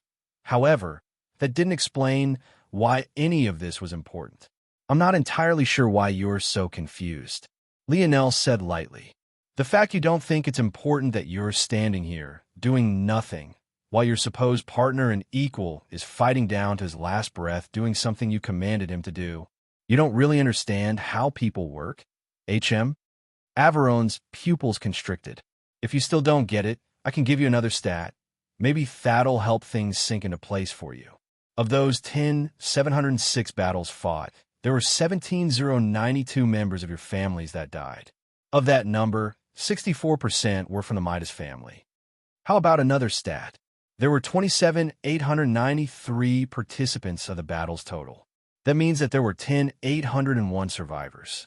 Of the number of survivors, 72% of them were members of your Radix family. Averon's expression darkened with every word Lionel spoke. And now, once again, a member of the Radix family is watching a member of the Midas fight to the bloody end. But do you know what the difference is between this time and all those other times? Lionel smiled and looked around. You have spectators. Visit. For the best known of the experience, the battlefield had already fallen into a silence the moment the second junior starship appeared, and it felt like the tides were shifting. However, because of all the commotion and noise the battle between Belize and Cirrus were making, not to mention the distraction of Lionel's words, Averon hadn't even noticed the issue until it was pointed out to him. His gaze subconsciously swept about, only for him to find several members of the Midas family looking back toward him. His expression couldn't help but turn ugly. The glue that held the Radix and Midas together was the outside threat of the Flora family. The Flora were simply far too powerful, as they had monopolized an entire half of the inheritance all to their own. Without banding together, they would die separately. Due to this, a lot of the internal conflict between the two families was ignored and allowed to fester. But having a spotlight shown on it like now made the problem several orders of magnitude worse. Because the Midas always had such powerful bodies, and because the Radix were so calculative, the nature of these battle stats had always been an open secret. If there was anyone that would be smart enough to survive a close battle, it would more likely be the Radix. And now this scab wound would be torn open for all to see. But I know what you're thinking. Lionel continued with a smile. Or rather, I know what you'll eventually conclude, because right now it seems that you're too flustered to think properly. Once this head of the Flora family dies beneath the backlash of her own technique, the Flora family will retaliate fiercely. After all, it's been 207 years since one of their heads has died, and last time that occurred, they were able to retrieve their corpse and not lose anything. Now, however, this woman will die in the midst of a battlefield with no other powerful enough members of the Flora family here to retrieve her. There's about an 83% likelihood that she's holding something supremely important and precious on her person as well. Visit for a better user experience. Because of this inevitable and fierce coming retaliation, the Midas will have no choice but to swallow their discontent, and your issues can once more be swept under the rug, right? But there's just a small problem with that. Lionel's head angled up to the second junior starship whose engine was still stalled. The problem is that you're a fool and you still think that they're on your side when they've obviously already decided to betray you. The moment Lionel said these words, both Era and her father narrowed their gazes. I bet you that by now, all of the members you bribed and placed on their council have been assassinated. I can also see, no matter how he tries to hide it, that gold-head Ovaltine has entered the sixth dimension. Now you think about it yourself. The goal of your Radix-Midas alliance is to combat the Flora family. The Midas allow the losses they've accrued over the years because when it comes down to it, your Radix family's intelligence is the backbone of your operation while they are the brawn. But what would happen if the largest scale plot you had cracked was thwarted by another? What if all the resources you had poured in, all the effort, was meaningless? How would the Midas continue to trust you all if you can't do the one thing you're meant to do? Were they losing their lives for every day if you can't complete a single task? Averon's chest heaved, his gaze practically red at this point. The latest _SODIs are on website. I'm not sure why it is that you're getting angry with me. I haven't done anything but point out the obvious. Your Radix family got played. If the Milky Way Guild succeeds in getting a foothold in Earth's fold of reality, You all won't even be that large of a threat to them anymore, and everything you've done to this point would be meaningless. So, don't you agree with me? Isn't this a funny little skit you have going here? Averone suddenly began to laugh, the sounds of clinking resonating throughout his body as the gears of several mechanisms sprung to life. "I'm going to enjoy killing you," he growled. The metal beneath Averone's feet warped as he suddenly shot forward. His strength ballooned, and his force threatened to collapse the space he shot through. Since everything was falling apart around him, he would piece it together himself. In all this nonsense Lionel was spewing, he had forgotten that he was the most vulnerable person. However, it was then that Averone felt that something was wrong. Lionel stood there, unmoving as he rapidly closed the distance between them. It was as though he hadn't noticed the murderous intent at all. Lionel slowly shook his head. If it was possible for them to lose their minds to the point of getting hyper-fixated on a single person, how is it that all of them would die 19% of the time? Do you know why I haven't moved an inch since she began to rampage?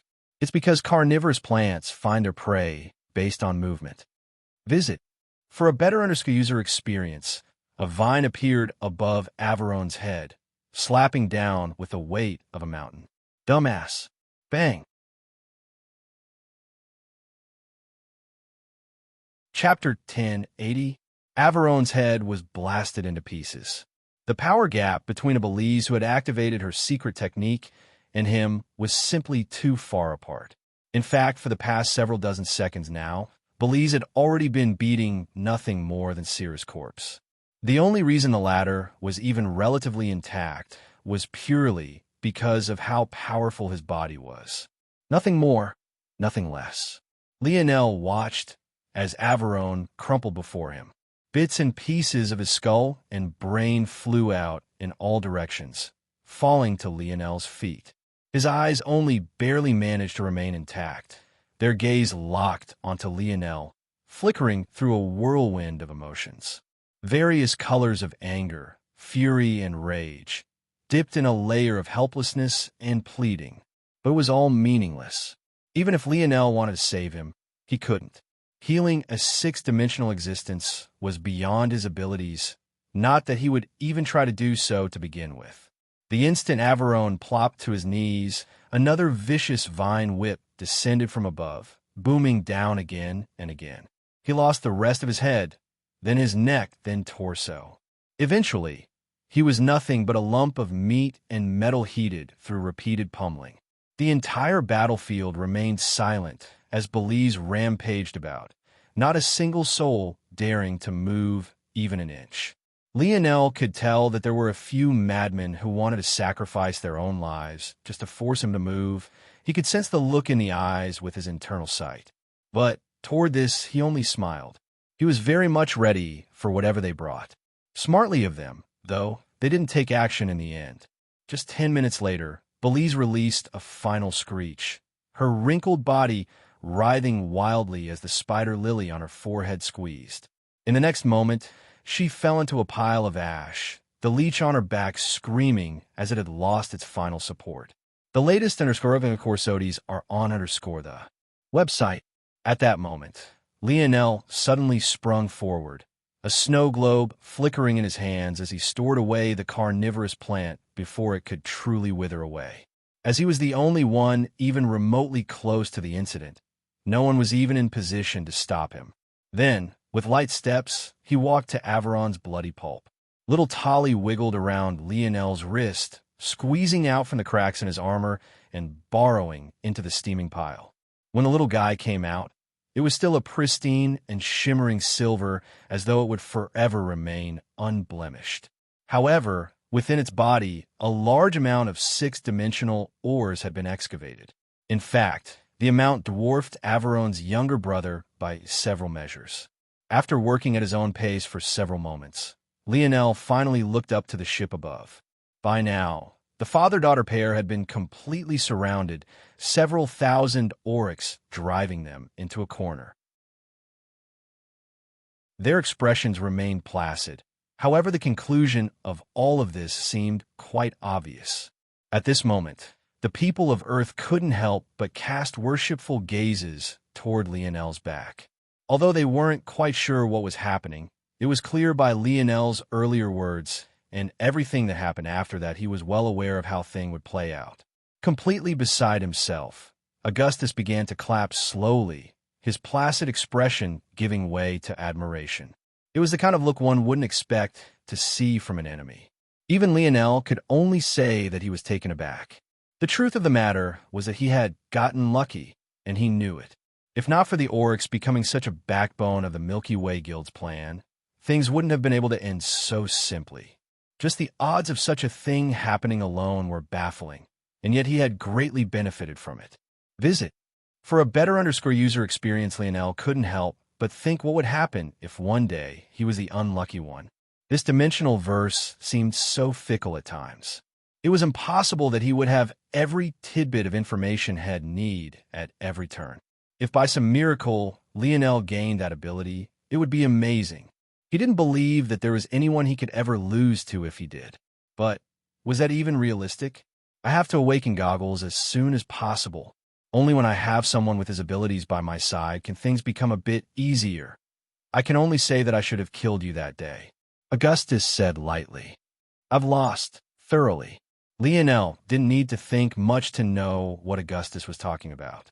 That day on planet Solara, he had definitely locked onto him. However, Augustus had chosen not to act to stop Lionel back then, likely wanting to use him as a tool to whittle down the geniuses of the Radix and Midas families.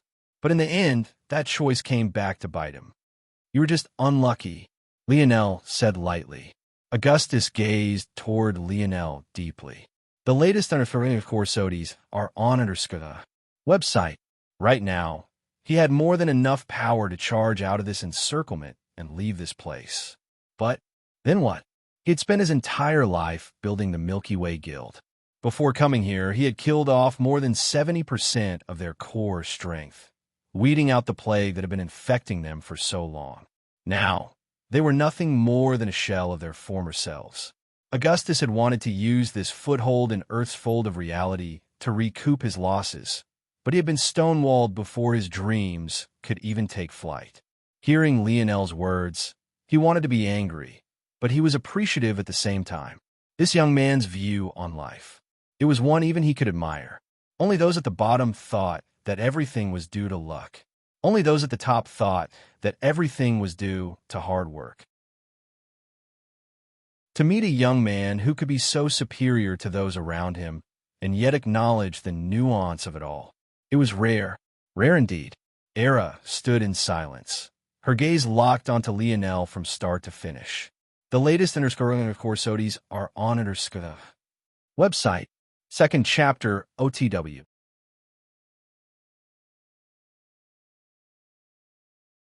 Chapter 1081. This doesn't have to be the end if you don't want it to be. Lionel suddenly said. You also don't have to rebuild everything from scratch. Augustus' gaze narrowed. What do you mean by this? Well, that would depend on how much your daughter hates me and how much you value that hatred. Lionel responded with another hypothetical. Augustus' frown deepened, but he didn't immediately look toward his daughter. He knew well that his daughter's feelings for her late fiancé weren't fake. And he knew his daughter's temperament well. Bending wasn't something she took too kindly to. Even if she bent now, there was a good chance she would snap back in the future. However, before he could think anymore, Era suddenly spoke. Ree and Sil. Were they? Lionel didn't need to think long to remember who these two were. Sil was Anared's younger sister and would have been Era's sister-in-law. As for Ree, she was apparently Sil's best friend, but there was a bit of scandal behind this. According to what Lionel had learned, Ree was actually the child between City Lord White, who Aina had killed in her berserk state, and City Lord Kefir, Sil, and Anared's father. She was thus treated very well by the family, as she was technically a part of them. But Ree herself along with Sil seemed to have no idea about this. Regardless, this was a story that Lionel had thrown to the back of his mind because, truthfully, he simply didn't care. It didn't seem relevant. They are currently both on Earth. Lionel replied lightly. And my father-in-law? Executed. Visit. For the best no underscore experience, Sarah fell into silence. She should have already guessed this long ago. There was no way that Earth would let the main leaders of the attack live. However, the population of people itself was a different story entirely. They could be slowly integrated and fix Earth's current greatest problem, population. Augustus finally looked toward his daughter, but she was still looking toward Lionel. Earth isn't worried about the two of them seeking revenge for their father? Lionel raised an eyebrow. What would you prefer? Lionel had no way of knowing his grandfather's true intentions. But if he knew anything about that man, he was prideful to a point and immensely logical when it came to weighing positives and negatives. Emperor Fox had chosen to allow the Paradise Islands to fall from the sky, effectively killing billions of invalids before they could even take form. However, just think about the method he used. The Paradise Islands had been staples of Earth for several decades already. It was so well integrated that it didn't even look like a plot. He was a man who had essentially gotten away with murdering 99% of his people, and it didn't even spark a rebellion. This was to say that Emperor Fox knew how to be cruel to meet his ends, but he was also intelligent in the way he went about it. Killing the city lords was justified, but if he went as far as to execute two little girls, he would come off as not only a coward, but it would be even more difficult to reign in the people of Terrain to become one with Earth. The risk wasn't worth the reward. Era fell into silence. Soon, it was clear that she had already gotten everything she wanted out of this exchange. You want me to join Earth? Augustus asked. Lionel's armor began to slowly vanish, revealing his real form. At the moment, he was drenched in sweat from head to toe, and blood clung to bits and pieces of his body. Yet, when he ran his hand through his wet hair, he seemed oddly dignified and in control. The latest _courses are on website. No, I want you to join me. Augustus was stunned into silence when he heard this. Was this brat rebelling? On Earth? Wasn't he a prince? What was going on here exactly? Lionel smiled. I'm the only noble in the empire without a legion of my own. All I have are 8 brothers, and sometimes they're not too reliable. What the fuck? Cap, don't lie to the people. Lionel grinned, but kept looking toward Augustus. Augustus was baffled at the audacity of this child. He was a 6-dimensional expert. In fact, he was a genius in his own right. Making it so far in the backwater dregs of this sector was something to boast about without a doubt. Now, a young man who was effectively a child in his eyes was actually asking him to follow him. If you told Augustus an hour ago that this was how this event would play out, he would have probably killed whoever spoke with a wave of his hand. Do you understand what you're asking right now? Why wouldn't I just leave the Milky Way and go to parts unknown? Why should I wait on you? I wonder, have you heard of the Morales family? Lionel asked. He gauged Augustus' reaction. Lionel had already deduced that for Shield Cross Stars to act the way it did, it had to be wary of him having a backer. It was possible that the backers it was worried about were those that supported Earth, but if that was the case, why would they have dared to mess with Earth's subdimensional zones? If not for Lionel, the true treasure of Camelot would have ended up in an outsider's hands. The latest _SODIs are on the website. That meant that what they were worried about weren't the people backing Earth, but rather people that might be backing Lionel himself in particular. And since Era was most definitely responsible for Lionel being framed, it was likely that she had been the one to reach this conclusion first. Simply put, there was a good chance Augustus might be aware. As expected, Augustus' pupils constricted into pinholes, his muscles tightening. It was just for a brief moment, but it would never escape Lionel's notice. I have no idea what you're talking about, Augustus said with a straight face. Lionel's smile didn't fade. Oh, me too, honestly. It's just a random thing I heard people throw out there. But what about this? Lionel's force suddenly surged, 2 pairs of white gold wings spreading out for tens of meters appearing upon his back. Above them, an owl's gaze lingered between reality and illusion, bearing down on the world with an undeniable momentum. The call of a bird rang through the stars, a single flap of its wings bringing 1/10 of light years away. At that instant, the people of the Radix, Midas, Florer, an umbra of families froze in place, their knees trembling. L. Lou. Luxnix. It was impossible to know who said it first, but they all cowered at once. Not a single one of the invaders didn't recognize the symbol of this sector's rulers. The snowy star owl was a symbol of dominion, of rulership, and of wisdom. Though Aina was currently on the Luxnix main planet, the Luxnix territory spread far beyond that, and it could be said that they had dozens of strongholds across the strongest galaxies of this sector. There was no way a mid-tier sixth-dimension family like those here wouldn't recognize them. Augustus gripped his fists tight, his gaze blazing with fire. Visit for a better user experience. Chapter 1082. The reaction was only as one might expect. The truth was that Lionel hadn't tried to lean on this advantage because he truly felt that it wouldn't matter much to begin with. His ties with the Luxnix and Morales families were loose to say the least. Not only that, but Lionel was a bit stubborn about it all at the same time.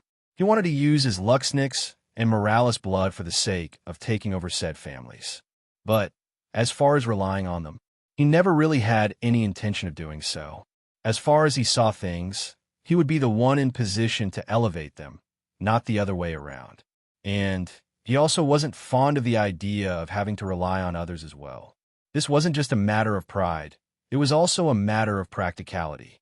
Just seeing how Aina's family had treated her, Lionel felt it would be a fool's dream to hope that his own families would welcome him with open arms. If he really went into the world with that kind of thought process, he would end up chewed up and spit out before he realized what happened. Lionel had always subconsciously known that his own power and strength would always be the most important. But seeing how things ended up for Augustus today, and how many times he had been forced to change and alter his plans before he could even take the first step on his journey, he realized it even more now. If he didn't wield enough power and strength himself, it would all be meaningless. There would be a day where no amount of scheming could get him out of the situation, and he would be forced to face it head-on. If when that time came, he was still trying to play chess when the situation demanded checkers, all his dreams and aspirations would be for naught. Maybe I've been going about this all wrong. Lionel forgot that he was supposed to be waiting for an answer from Augustus for a moment as he lost himself in a trail of thoughts. The latest _SODIs are on _ website. I'm trying to build a kingdom, but before it's even gotten off its feet, it's already pulling me in so many directions. I'm worrying about recruiting, about loyalty, about resources and money. It's diverting my attention so much at just this scale. What would happen on a larger scale? Lionel shook his head. It was difficult to make a choice. In truth, he needed somewhat of a kingdom just to fight for position during the Morales Air Wars. Those individuals probably had far better connections than Lionel could even dream of right this moment. But if he focused too much on this, his own power would be lacking when the time came. Ultimately, Lionel realized that he once again knew too little. When would the Air Wars take place? What were the rules? Who was allowed to participate at his call, and who wasn't? If Lionel could just bring his mother and father with him to the Air Wars, would he even need to worry about victory? If he could do something like that, why was he wasting so much time recruiting people? In that case, wouldn't it be better to just focus on himself and a small group of elites? Then, when the time came, he could sick his dad's foul mouth on all his enemies and lay back and relax. The latest _SODIs are on the website. Though Lionel wasn't exactly sure how powerful his parents were, he assumed they were pretty good. And even though his dad would be against helping him at first, from what Lionel remembered of his mother and his memories, he only needed to ask her once, and he would fall in line.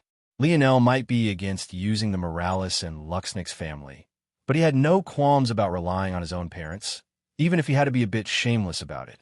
These sorts of thoughts were exactly what left Lionel at a bit of a loss.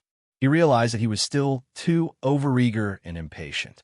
A dream like uniting the entire dimensional verse was maddening enough, and yet he was actually trying to speed run it at the same time.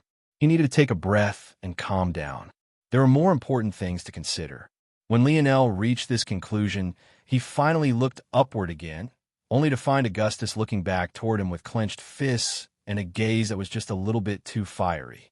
It was hard to tell if he wanted to tear Lionel limb from limb or kiss him passionately. The oddity was so striking that even Lionel's own expression couldn't help but turn weird. This Augustus was an interesting character. I will follow you, Augustus suddenly said. Lionel blinked. It's that easy? Lionel was stunned. He was used to things going wrong one way or another. Even his own organizations had turned on him more times than he could count by now. It was baffling that anyone would be so straightforward with him. Visit. For the best known experience in the end, though, he grinned. An unknown amount of time later, Lionel appeared within the segmented cube, gasping for breath. His body was aching all over. Truthfully, he felt as though he had just ran 10 marathons back to back to back. He really didn't know what he would do without his vital star force. There's definitely even more potential in Camelot's magic system than just this too. Lionel's mind wandered as he moved through the cube. He eventually made his way to a large training field, just one of several. But at this moment, it was a complete mess. Craters littered the ground. Large amounts of force hung in the air, making it difficult to breathe, and there were even the dull sounds of struggle still lingering in the air. Lionel stopped looking around to find the head of the Umbra family pincered by vice and candle. He was on his knees, his hand raised up to his sides as though they had been nailed down, when in reality there was nothing there at all. However, the most intriguing part wasn't any of this, but rather the little mink who took the Umbra head's hair as a nest to rest in. 3 more chapters coming later today. The latest episodes are on the website.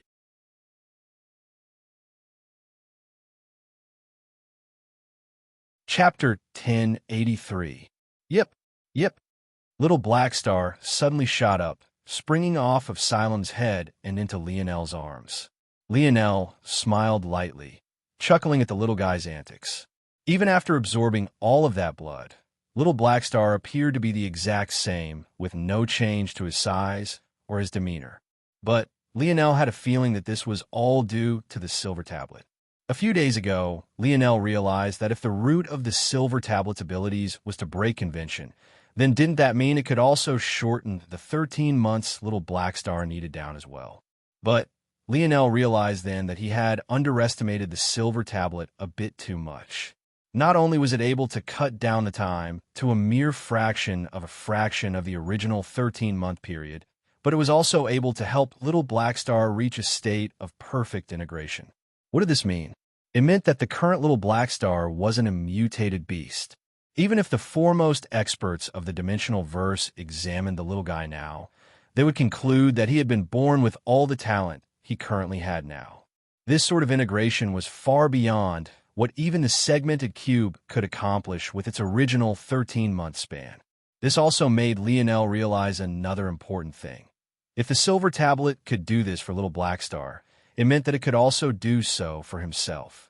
His path toward upgrading his snowy star owl lineage factor wasn't as far away as he thought it was initially. Of course, it took Lionel giving up a lot of the resources he traded to the 8-eye branch to accomplish this, but it was more than worth it. Not only would Little Black Star's future be far brighter, but the little guy was now the bane of the Umbra family's existence. The suppression Silem faced was twofold.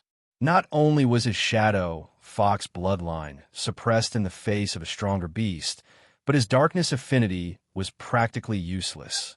The latest courses are on the website. Then, on top of that, he actually had to face 2 savants at the same time.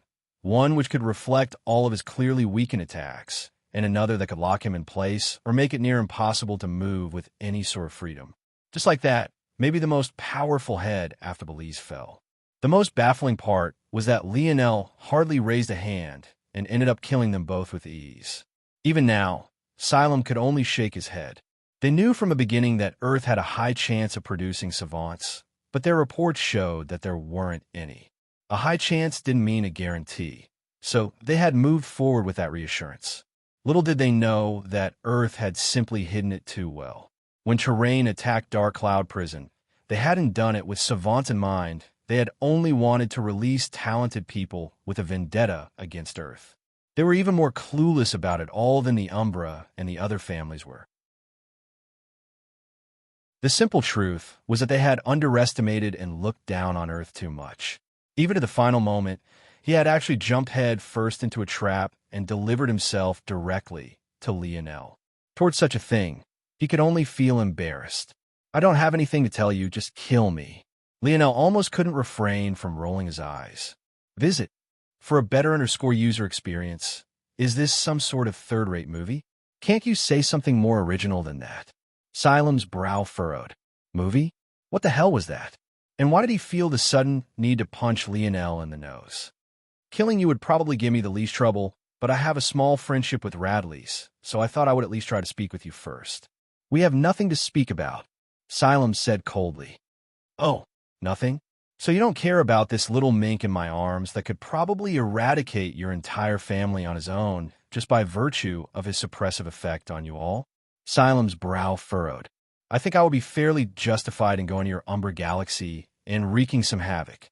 After all, your people saw it fit to do that with Earth, right? Silem remained silent. There was simply nothing to say. The two of them simply had vastly different perspectives on things, and Silem didn't feel that any one of them was wrong. He would just have to trust those who remained to find a way to survive. Well, I could do that, or I could release you. Visit. For a better user experience, Silem's expression warped. If he could survive, he would very much like to. Who wouldn't? But right now he just felt like Lionel was just playing with him. Don't be so quick to think I'm lying. In truth, I have dreams that are quite big and am trying to look into the future. A family like your Umbra family, already well versed in the art of assassination, would be greatly useful to me. My Umbra family doesn't work for others. I know you don't work for others. Ever since you're split from the Three-Finger Cult, right? Silem's expression changed violently, his gaze snapping up to meet Lionel's. How the hell do you know that? Well, I didn't. Until just now anyway.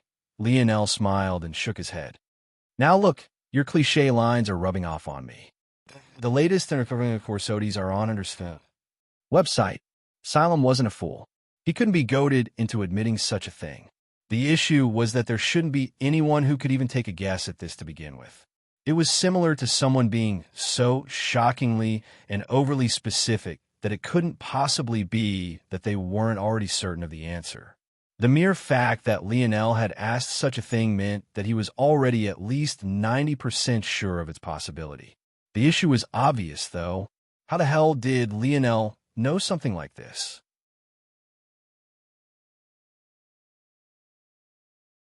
Chapter 1084. Silem was stunned silent, but Lionel only continued to smile lightly. How? How do you know this? It's quite interesting, actually. I was just flipping through the record of the Radix. That's impossible. There's no way they would know something so sensitive, or else they would have long since used it. With how precarious their situation against the Flora family has been, it's impossible that they wouldn't have used us to help clear them of their enemy. Silem was originally a man of few words, but for some reason he found himself spilling in Lionel's presence. He ended up overcorrecting himself and speaking even more than he would have to usually. But that didn't change the fact that he was correct. The Flora family was too powerful and only seemed to steadily grow with every generation. Even with just half of the inheritance of the Silver Empire, the strength they displayed only grew more astounding with every successive generation. In fact, Silem had reason to believe that the strength they displayed now was just the tip of the iceberg. For whatever reason, the Flora family was very concerned with keeping a low profile. Yet, contrary to that, the Flora family also seemed to be in constant war with the Radix and Midas families. Just on the surface, one could see that there was some sort of secret grudge the two families shared. But as for the details, neither the Umbra, Rain, or any of the other surrounding families had been able to find the truth. This aside, Lionel's stats were perfectly correct. Not only had the Flora won more than half the battles they fought with the Radix, even among the rest, the Radix and Midas still ended up losing all participants in 19% of cases. This was all to say that the Flora were slowly but surely winning the war. Visit. For the best no undersolar experience with the Radix and Midas slowly losing ground, if they had such a trump card, wouldn't they have used it? It simply didn't make much sense. I couldn't help but notice that you didn't react much when I said the name Radlease. Lionel said lightly. Xylem narrowed his gaze but didn't respond. I found your response to be quite interesting, because, make no mistake, I was watching intently. I thought that if I mentioned Radlease, there would at least be something. I wouldn't call myself perfect, but if there's one thing I have, it's senses that are quite sharp. However, when I mentioned Radlease, there was absolutely nothing. Your heartbeat was extraordinarily steady, your gaze was placid, and your temperature remained unchanged. It wasn't until a split moment later when I mentioned potentially sparing you that you shifted and became cold, outright rejecting my proposal. I found that reaction to be quite fascinating. The odds that a family head like yourself, knowing a small figure like Radlease, should probably be small.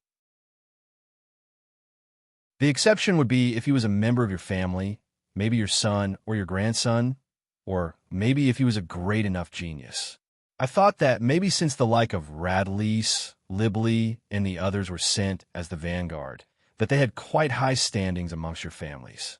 Yet, not once did any of your heads ask for their well-being during our battle or any time before. It made me realize that to you all, these youths were probably a dime a dozen. Visit. For the best notification experience, reaching that conclusion, it should be quite obvious then why you didn't react. After all, you don't really know Radlease, isn't it normal? But the answer to that question would actually be no. The normal human reaction to hearing a name they weren't quite familiar with would be inquisition, a bit of processing, memory retrieval. Things of that sort. But your reaction was so benign that it was abnormal, don't you think? Xylem's gaze narrowed further. Even now, he was kneeling on the ground, his arms spread outward and nailed seemingly in thin air. I found it odd, until I remembered the techniques of your Umbra family. From your records, you're not only adept in the dark elemental force, you're excellent at concealment. You prefer short weapons or throwing weapons. Your minds are resistant to mental probing, and you're immune to poisons. Pay me a man who's quite fond of his cliches, but isn't that just the perfect character build of an assassin? Your lack of reaction was a trained response you've honed over the years, correct? It probably makes you impossible to read for most people. It seems you're not most people, Xylem said coldly. Lionel chuckled. Maybe not, but I'm starting to think that I'm not quite normal to begin with. I scare myself sometimes. I wonder just how much of me is a facade I put up to protect myself, and how much of that facade is there to protect others. Visit. For a better user experience, Xylem's pupils constricted.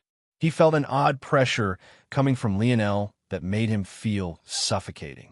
A deep fear welled up in his heart, sweat involuntarily pouring down his brows and spine. It felt for a moment that he was before a wild beast. Many people thought that the scariest thing about animals was their strength. Compared to humans, their teeth were sharper, their strikes were stronger, and their propensity for violence was far greater.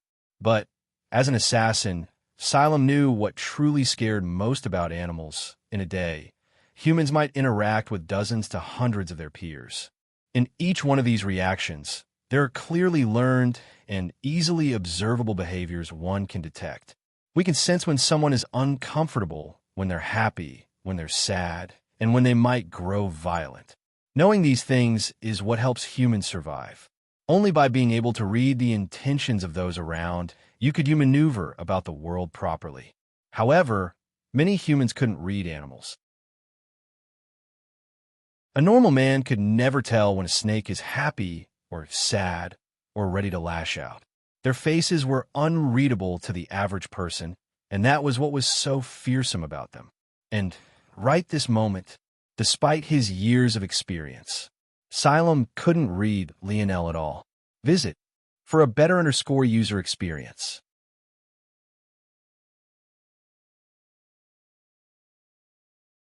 Chapter 1085. Anyway, Lionel continued with a smile, it's obvious to me now that you clearly know of Radlease. Your trained lack of a response likely means that not only do you know him, but that he's also important to you. It's either that he's related to you or that you sent him here to do something important. The answer is more than likely both. What I've been baffled about for the longest time, though, is the fact that Radlease would come here and join Valiant Heart Mountain of all places. It never really made much sense to me. The only logical reason I could come up with was maybe that your Umbra family had taken a fancy to the Valiant Heart Mountain's Valiant Pillars. That seemed to be an adequate enough reason. But it simply came with too many holes. With your family's concealment abilities, wouldn't it just be easier to sneak in and snatch the treasure for yourself? What would be the point in sending a young man like Radlease, who, at the time, was merely in the fourth dimension? It seems quite counterintuitive and like a grand waste of time. Then there was the fact that Radlease's actions were quite odd in and of themselves. During the first trial for new entries, his performance was good, but it wasn't top tier. He didn't manage to climb very high and was actually outclassed by a few others. Knowing his true talent now, he had clearly been holding back to quite a large extent. After Radlease entered the organization, he seemed to be quite aimless as well, doing nothing much other than chasing girls. There was even a point he joined a crafters guild, despite the fact he wasn't a crafter in the slightest. By all measures, it seemed like he wasn't doing much at all. Or maybe that he was rather waiting for something, for the best known 3.5G experience. And that was when the selections rolled around. I missed Radley's performance due to some reasons. Lionel almost couldn't stop himself from smiling as he remembered the reason he missed Radley's battle was because he was having his own battle with Aina. But that was neither here nor there. But to my surprise, he actually managed to gain one of the slots to enter the Valiant Heart Zone. To think, he had gone from not even being the best among the freshman recruits to suddenly claiming a place among the seniors. Quite baffling, don't you think? However, you could say that I didn't really have a mind to care about such things. His purpose had nothing to do with me, and I was still busy chasing skirts. But that didn't change the fact that he surprised me once again by actually being among the few to survive the entire 2-year period. At this point, though, I didn't really have much of anything, Lionel shrugged. I had a suspicious person, but nothing to show for it. Of course, Lionel was lying through his teeth. Even back then, he had already connected Radley's appearance to the odd ring he had found that day in the mining tunnels and his eventual run-in with the silver tablet in the Valiant Zone.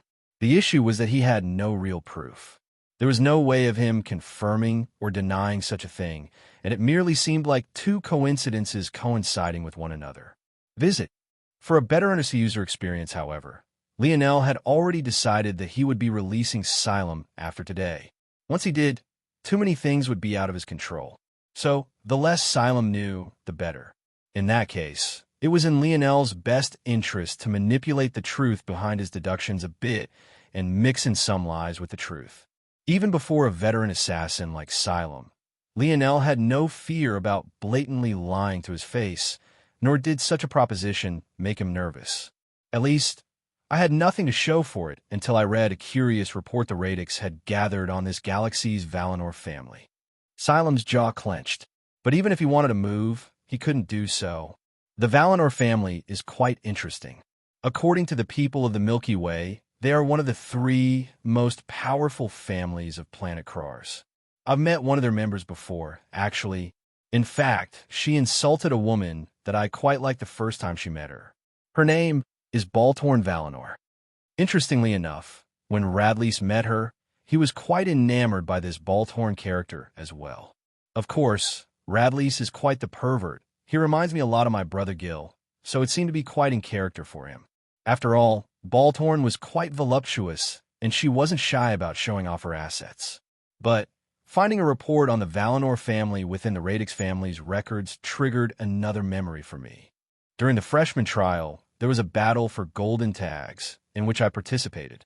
At one point in that battle, dozens of individuals managed to sneak up on me without a single sound, not even alerting me. For a better user experience, you may not understand how shocking this is, but I certainly did. Back then, I had already awakened the wisdom branch of my Snowy Star lineage factor, so my mind was in the fifth dimension. A fourth-dimensional existence, being capable of dodging my detection, was quite baffling. Back then, I brushed it off quite easily. I was ignorant and felt it would be ridiculous if there was absolutely nothing that could make me falter. But as I learned more about the dimensional verse and where I stood within it, I realized more and more how baffling the situation from back then had been.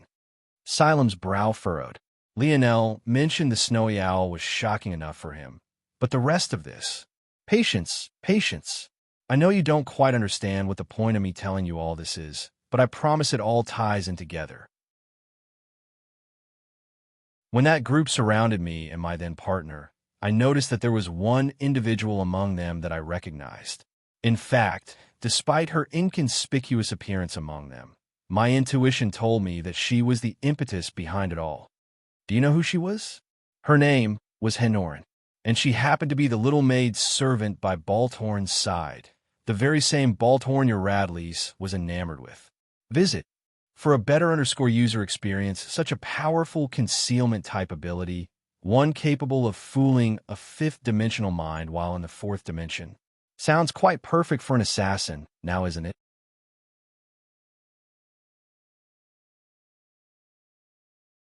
Chapter 1086. Silem's breathing became uneven and his pupils couldn't seem to constrict anymore. Each and every one of Lionel's words seemed perfectly measured and dialed in, every syllable controlling the beating of his heart. He couldn't seem to control his body anywhere near as easily as he had done in the past. It all felt quite disconnected and disjointed to me. The Krars, as you can see by how easily Earth handled them in this war, are quite weak. Despite being a powerhouse of this quadrant, the only advantage they really have are numbers. But many of their territorial planets are still within the fourth dimension, while their fifth-dimensional existences simply didn't have the talent to match up to us. But I couldn't help but notice that despite the fact Balthorn and her elder brother were among the greatest talents Krars had to offer, I didn't catch even a glimpse of them during this war. In fact, there wasn't a hint of the Valinor family, at least not on a scale that would make sense for one of the supposed three most powerful families of Krars. So, I became intrigued. That was when the Radix family's records fell onto my lap. I guess I really have to thank your five-head for trying to deal with us like you had, or else I would have never gotten the information I needed to end all of this so quickly. You might not understand where I'm coming from, so I can explain it. The latest Corsodes are on website. When the Radix began their preparation for storming the Milky Way galaxy, they did multiple risk assessments. They were quite well aware that there were many supremely powerful entities eyeing Earth, and they were also aware that it was impossible that these supreme powers wouldn't have made any moves yet. It was easier to believe that those powers were simply still lying low, waiting for an opportune time to strike. In that case, they had probably sunk their roots deep into well-established families. In fact, it might be possible that the reason some of these families and organizations grew powerful in the first place was due to the puppet strings of these hidden powers. So, the Radix did a risk assessment.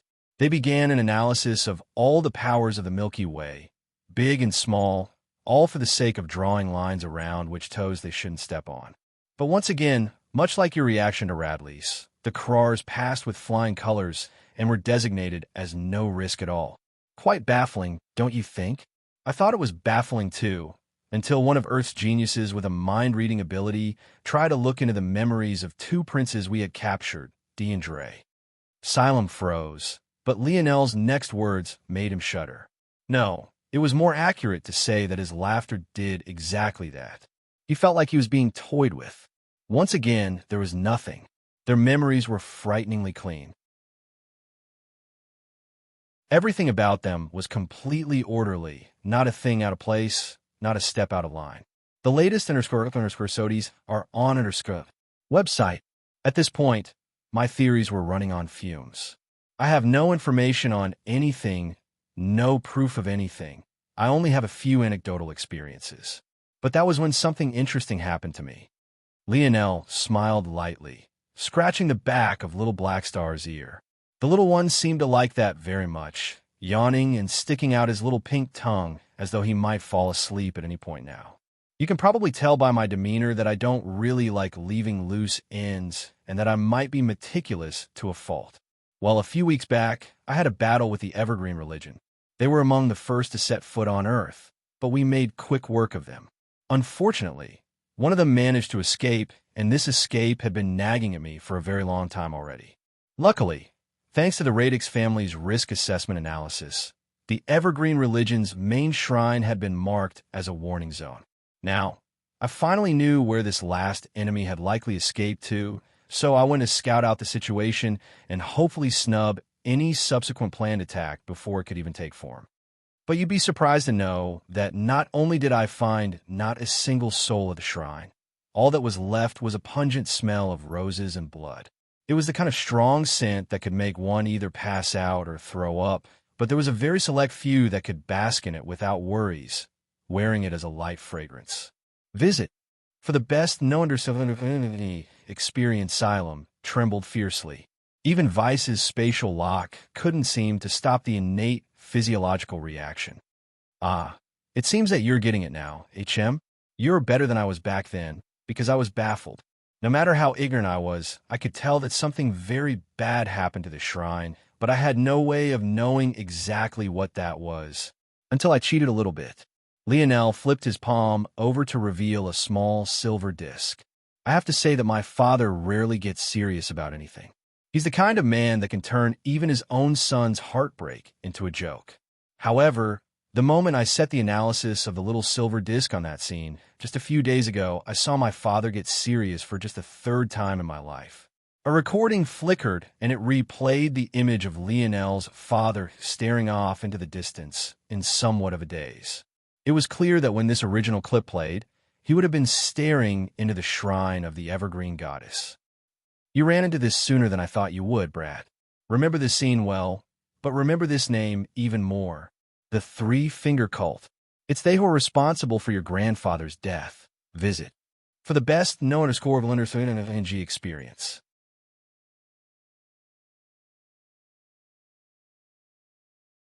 Chapter 1087. Lionel's palm flipped, and the rest of the message was cut short. You see, I'm not a very sentimental person. It's very easy for me to not care about things, even if I once cared for them in the past. There are very few things in life that can weigh me without very concrete stipulations being met. However, Lionel's expression darkened, the aura around him growing several levels heavier. It felt to Xylem as though he was within a whirlwind of murderous intent, his heart threatening to leap out from his throat. My father is a man who exists beyond those stipulations for me. His rage is my rage. His sadness is my sadness. His love is my love.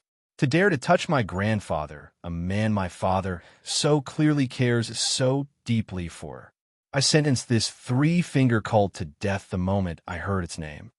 Xylem's gaze rolled back, his consciousness almost passing out completely. However, before his mind could go completely blank, Lionel's rage receded like a tide, leaving Xylem like a small boat swaying in the wind.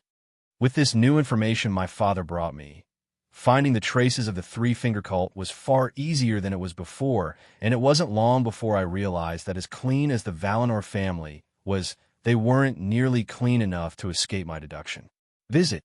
For a better user experience, the trouble was I had all these loose ends that had yet to be tied together. I had ultimately lucked out in stumbling upon the conclusion, but the road leading to it was still fuzzy and couldn't be quite pieced together. Until, that is, I learned that the three-finger cult had a shadow fox bloodline within its ranks. Sorry, I mean the shadow tail bloodline, right? Xylem couldn't even meet Lionel's gaze any longer. Yes, it was true that they had changed the name of their bloodline from Shadowtail to Shadowfox.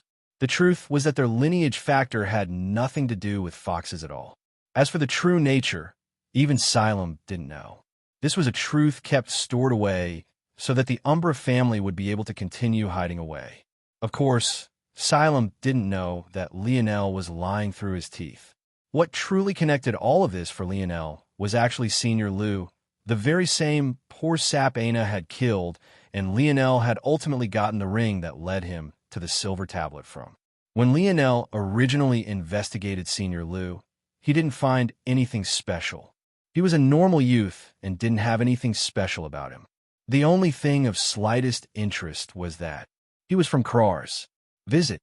For a better user experience just like this, everything was pieced together. Why would the three-finger cult infiltrate the Krars empire of all powers they could have chosen if not for this reason? Everything began to tie in one after another once this was understood. After managing to hide away from the three-finger cult for so long, the Umbra family definitely had their methods of detecting and avoiding their capture. However, it would also be the case that the Umbra would likely feel that they couldn't simply hide away forever. In this way, the Umbra family was a lot like the Flora family. They were more powerful than they showed on the surface, but they had to continue to maintain a low profile. And, in the case of the Umbra, the only way they could guarantee their survival was by rising up to one day matching the strength of the cult they left behind. Doing so by normal means was impossible.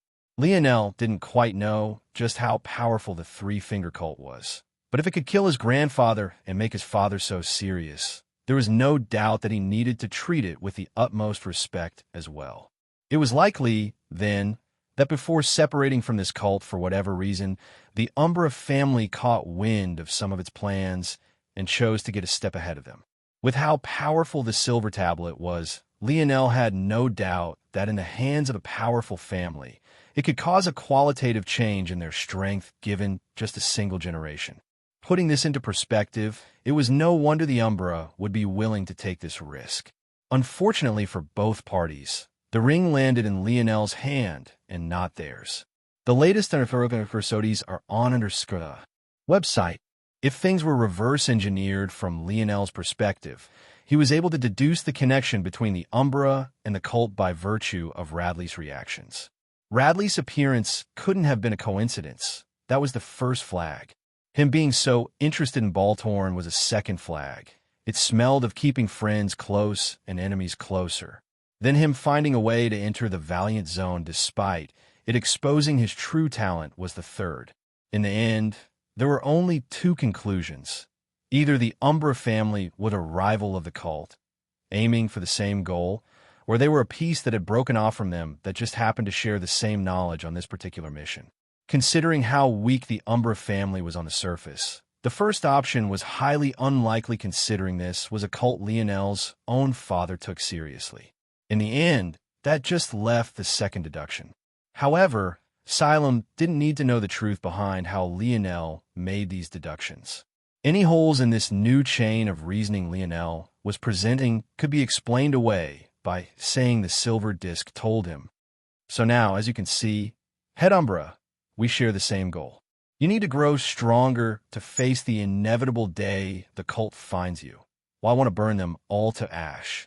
We stand on the same side, don't you think? Lionel's smile remained, but all Xylem could seem to see was a devil in sheep's clothing. Visit. For the best no-NG experience, with all of that out of the way, they'll ask you again. What do you think about me releasing you now?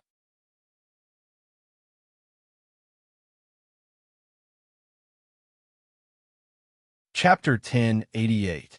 Time passed, and it wasn't long before Lionel was all alone within the segmented cube. Well, alone if Vice, Candle, and Little Blackstar were ignored.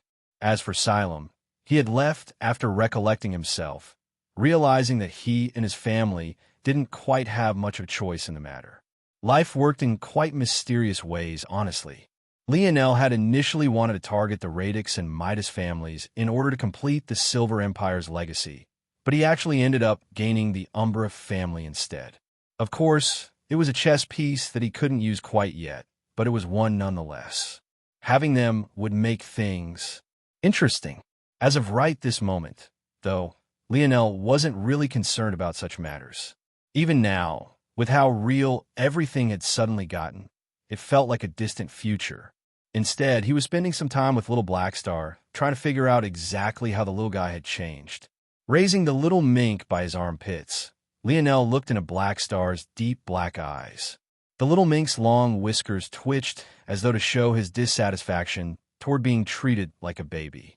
Toward this, Lionel could only laugh. "You're only 3 or 4 years old this year, right? You're a baby." "Yep," little Black Star protested. "Yep, yep."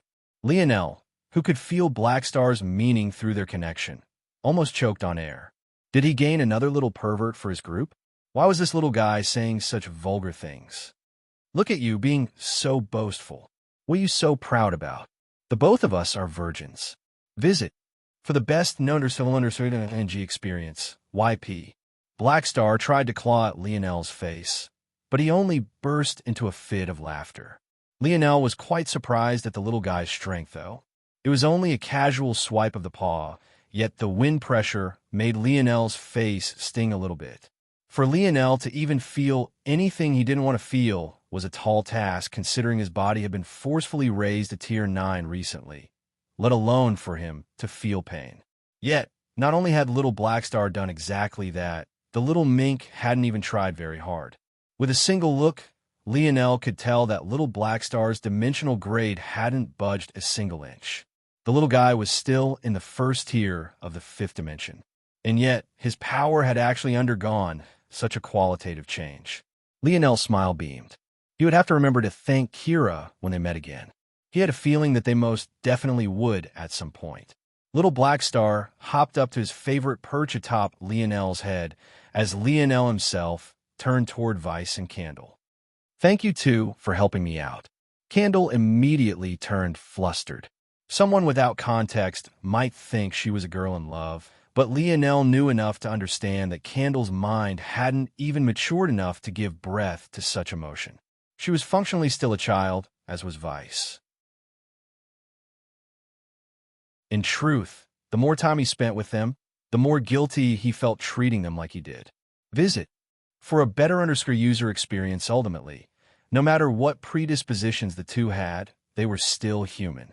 Locking them away and rearing them like cattle, while only releasing them when they were useful to him. It truly didn't sit well with Lionel. Lionel sighed. If he released the reins on them, their power would grow far too quickly. Lionel took a deep breath and looked up into the skies. Finally, he made a decision. "I've treated the two of you poorly. You may not understand enough about the world to understand this, but the fact that I know it is enough. I hope to treat you both the same as I do my brothers. I will trust you too, so long as you don't give me a reason to doubt you." Candle and Vice both blinked, clearly not quite understanding Lionel's words. Even concepts like freedom and free were foreign to them, let alone terms like family and brother. However, Lionel had expected as much and chose to take things slowly. He realized at that moment, if he wanted to unite the dimensional verse, was he just going to avoid all the savants to ever be born? There were most definitely powers out there that use savants like their own hidden trump cards. Would he just have to leave those powers alone? Of course not. The latest Intersodies are on Underscura website. Was he willing to give up his dream then? After all, how could a normal human possibly defeat a savant? But the answer was the same, of course not. In that case, why was he so scared of the two savants by his side? If he couldn't outpace their growth, if he couldn't subdue them with his own strength, what right did he even have to think of conquering the dimensional verse? Having made such a decision, Lionel suddenly felt lighter. His king's might involuntarily wafted out from him, growing thicker as the color of his pale violet irises deepened before cooling back down to their original shade. Without much hesitation, Lionel reached out into thin air, causing a snow globe to appear in his hands. With a thought, Monkey's body appeared in the training arena, blood beginning to ceaselessly pool out from his wounds. The expressions of Candle and Vice changed. They both remembered this man, though his face was greatly disfigured at the moment. However, before they could understand what it was Lionel was trying to do, Monkey's vocal cords finally healed back into place. The moment they did, an enraged roar shook the segmented cube, causing Lionel to shake his head and sigh. He had wanted to give Monkey a chance at the same deal Vice and Candle gained as well, but it seemed that this wouldn't be possible. "I will still give a shot." Lionel's oppressive aura bore down, locking on a monkey's every action. However, the latter had seemingly grown feral. Before Lionel could understand what was happening, his expression warped. Visit for a better user experience.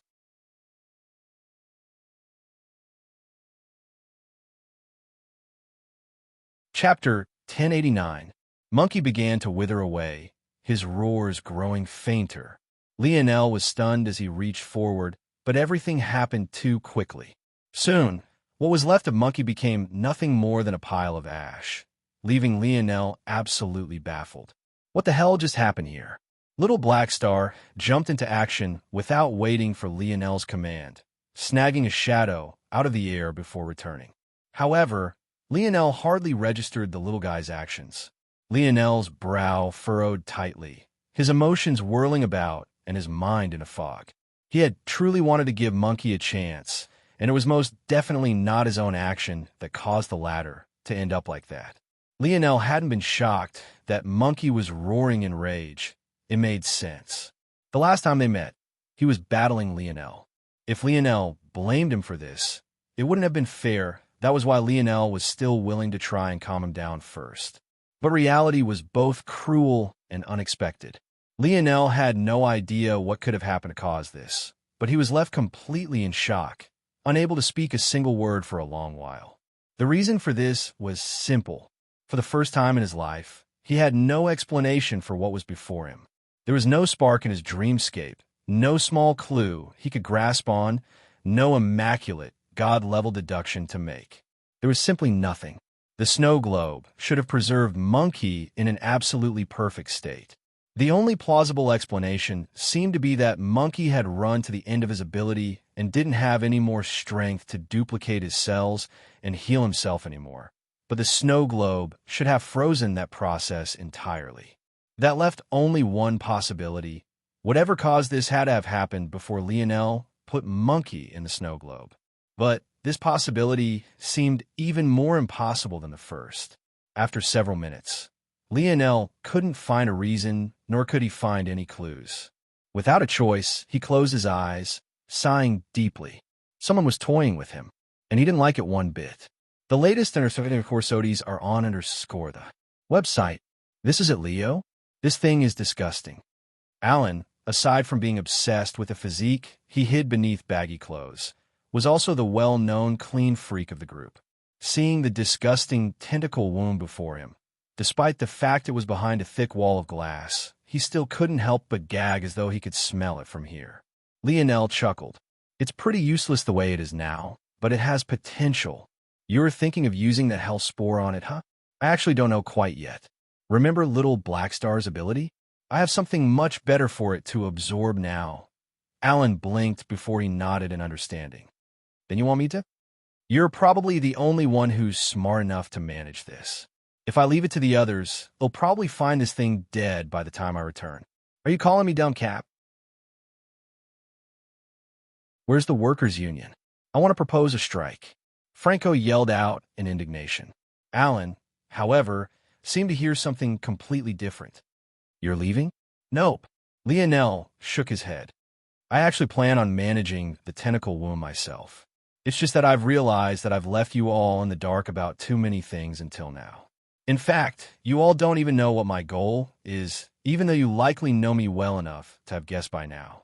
The latest corsodies are on the website. Lionel suddenly felt a strong arm envelop his shoulder. He looked to the side and up to find Raj's big-faced grin looking back at him. Tell us, Cap, how much of it are we conquering? Lionel saw 8 pairs of eyes looking back at him, each one with their own level of fervor. He couldn't help but grin himself. As expected, it seemed like he didn't have to say a single word. All of it. Lionel strolled through the imperial capital, his steps not very hurried as he looked around. This was probably the first time he came while also having the time to leisurely stroll around. The war couldn't technically be considered over, as there were still several skirmishes still ongoing on the border of Earth's territory. But, for what it looked like, it didn't seem that they would be ending anytime soon. Those individuals wouldn't stop until Earth simply grew too powerful for them to even dare. But with the current state of things, it would definitely take some time before they got there. Lionel eventually made it to the Imperial Palace, and the guards were still as stiff as they always were. But Lionel just ignored them as he usually did. The difference was that this time, none of them reached out to stop him. At the large, arching doorways, Lionel's uncle Galerin already stood waiting, still wearing his spectacles as always. This man always seemed to be quite rigid. "You're on time," Galerin spoke. Though his voice was quite even, he seemed to have been trying to convey surprise. Clearly, he didn't expect this out of Lionel. Lionel raised an eyebrow. Punctuality is the foundation of any man. Galerin's brows shot up this time.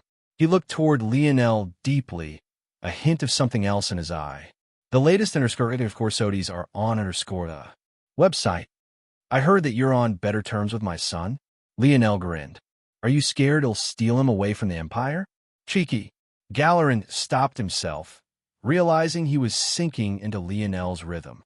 This was something that usually only happened to him when he spoke with his father or when he spoke with his brother-in-law. To think, Galerin shook his head. "Come with me." Soon, the pair had entered a familiar garden, and Lionel laid eyes on a man who was now much younger than he remembered him. But he didn't think much of it. There were probably odd twists and turns around this that he wasn't quite aware of and didn't quite matter for now. Emperor Fox opened his eyes and looked Lionel up and down. The two remained in silence for a long while before he spoke. "Not bad. You're not bad either," Lionel replied. "Too bad you're a mass murderer." Galerin's brow furrowed, but Emperor Fox just laughed. "I have a feeling that the blood on your hands will be much denser than mine when all is said and done. That is the difference between a king and an emperor. You can't escape that reality." Lionel's gaze narrowed, but he remained silent. "This aside, your mother has contacted me. Visit. For the best known experience. She's waiting for you and Noah on planet Luxnix. Feel free to go over whenever. I have to say, I'm quite eager to watch this play out."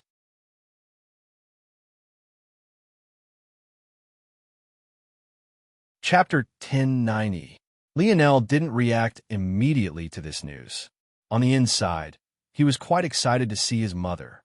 But, on the other hand, he had several questions he wanted to know the answer of first. The first and most obvious was why his mother had left him in the first place. There were too many things about his family dynamics that he couldn't quite grasp. First, there was the oddity of the fact he hadn't even known Emperor Fox was his grandfather until just a few years ago. Of course, Lionel knew that that was somewhat related to his status as someone who should have been imprisoned in Dark Cloud Prison, but that only made things more confusing to him. Was he really such a menace to society? Just how accurate was that test if it could only possibly read a fraction of his real DNA? But then there was the question of just how Earth's empire had become tied to one of the three leading families of this sector. How had his grandfather even met his grandmother to begin with? How had their relationship even taken root? His grandfather was maybe the greatest mystery of all of this. On first inspection, he seemed to be weak. After all, he had gotten old.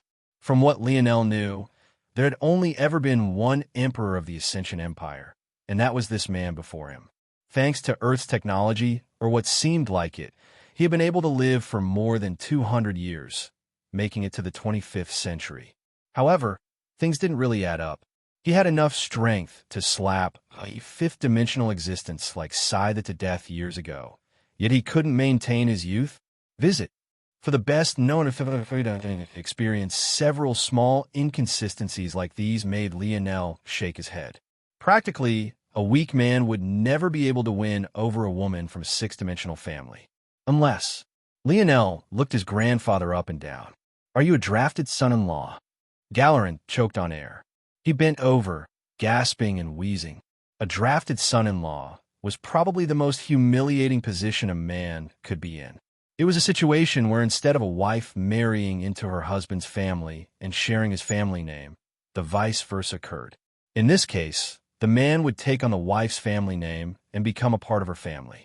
Traditionally speaking, it It was always the son's duty to carry on the family name, while it was the daughter's duty to birth the lineage of the man she married.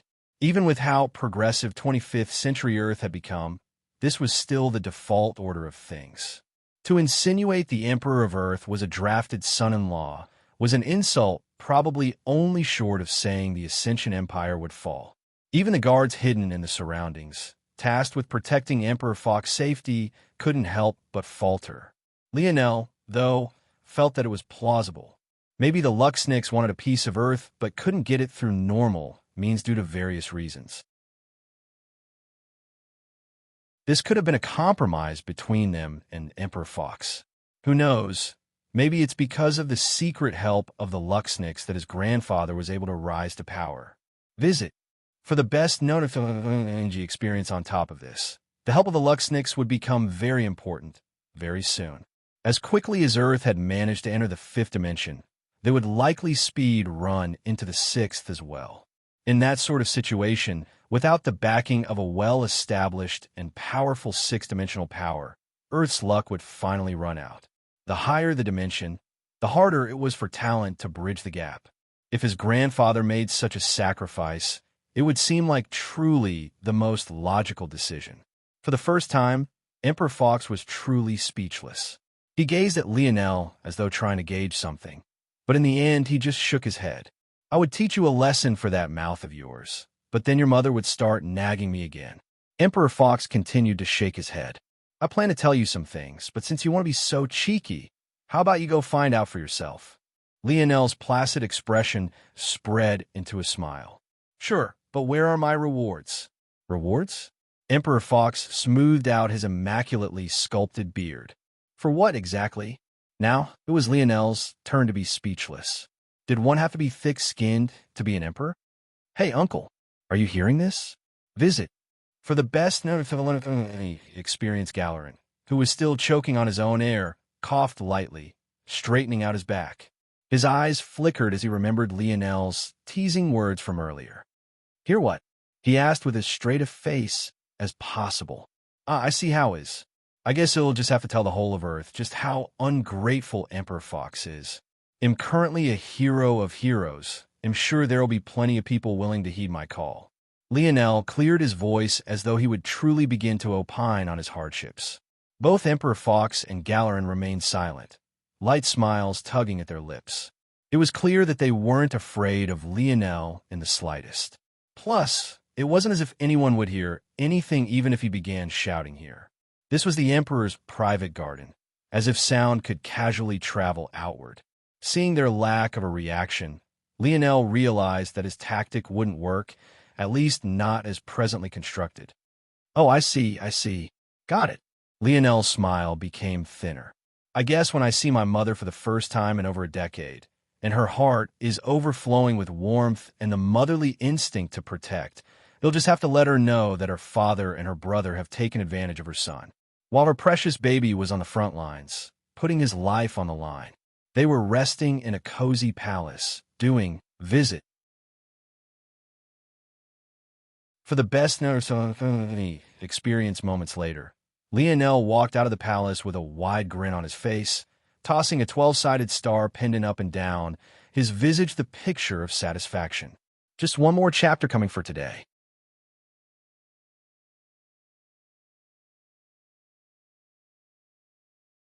Chapter 1091. Imperial Father. Galeran looked toward where Lionel had vanished with a complicated look in his eye. This pair of grandson and grandfather really didn't like to take any losses. At this moment, he actually felt a little bit bad for Lionel. If things had gone normally, Lionel might have still gotten a little something out of them. But it was a little bit much. Emperor Fox, after making sure that Lionel was gone, burst into a fit of laughter. He laughed harder than he had in a very long time, what remained of his wrinkles seemingly fading away with every peal of laughter. It took several moments for him to calm down, his move having been lifted by several levels. Who asked that brat to be so cheeky? Since he wanted a reward, I gave him a reward. But Galeran's gaze flickered. The reward Lionel had gotten was a pendant of the Luxniks family. It was one you received for granting a great service to the family and held just as much, if not more, weight that the imperial pendant Lionel had received from his grandfather in the past. The difference here was that one granted you the favor of a world like Earth that was ultimately still weak. However, the other granted you the favor of a family at the very pinnacle of the sixth dimension. Ultimately, the vaults of the latter were far more valuable, at least on the surface anyway. Visit. For a better user experience, the star pendant, when exchanged with the Luxnix family, would give one the ability to freely pick out a treasure from the Luxnix family treasury. The ability to pick out a single reward might seem stingy, but the truth was exactly very much the opposite of this. As one of the three most powerful families of the sector, the treasures the Luxnix had monopolized were beyond one's wildest imaginations, at least from the lens of a fifth-dimensional world and below, even in the eyes of many sixth-dimensional existences as well. But it was exactly because of this that the snowy star pendant was more like a ticking time bomb than a reward. It only made it worse that the reward was originally given to Emperor Fox to begin with. Emperor Fox was dying of laughter because he could already imagine Lionel's face when he realized that his reward wouldn't be so easy to cash in. "What are you so worried about? Eleanor is there." It was only after hearing this that Galerin realized that things would be all right, and it allowed him to settle down the weight on his heart. It seemed that he had long since given up on his own mother's backbone. Only in this way could he feel that his son would be safe.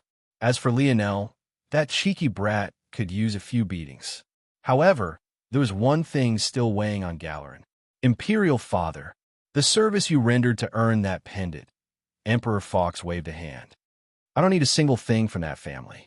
They can consider themselves lucky that I haven't razed them to the ground yet." The latest __ corsodies are on _ website.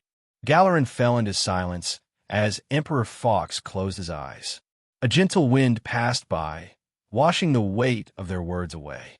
Lionel had no idea that his grandfather had still had a trick up his sleeve.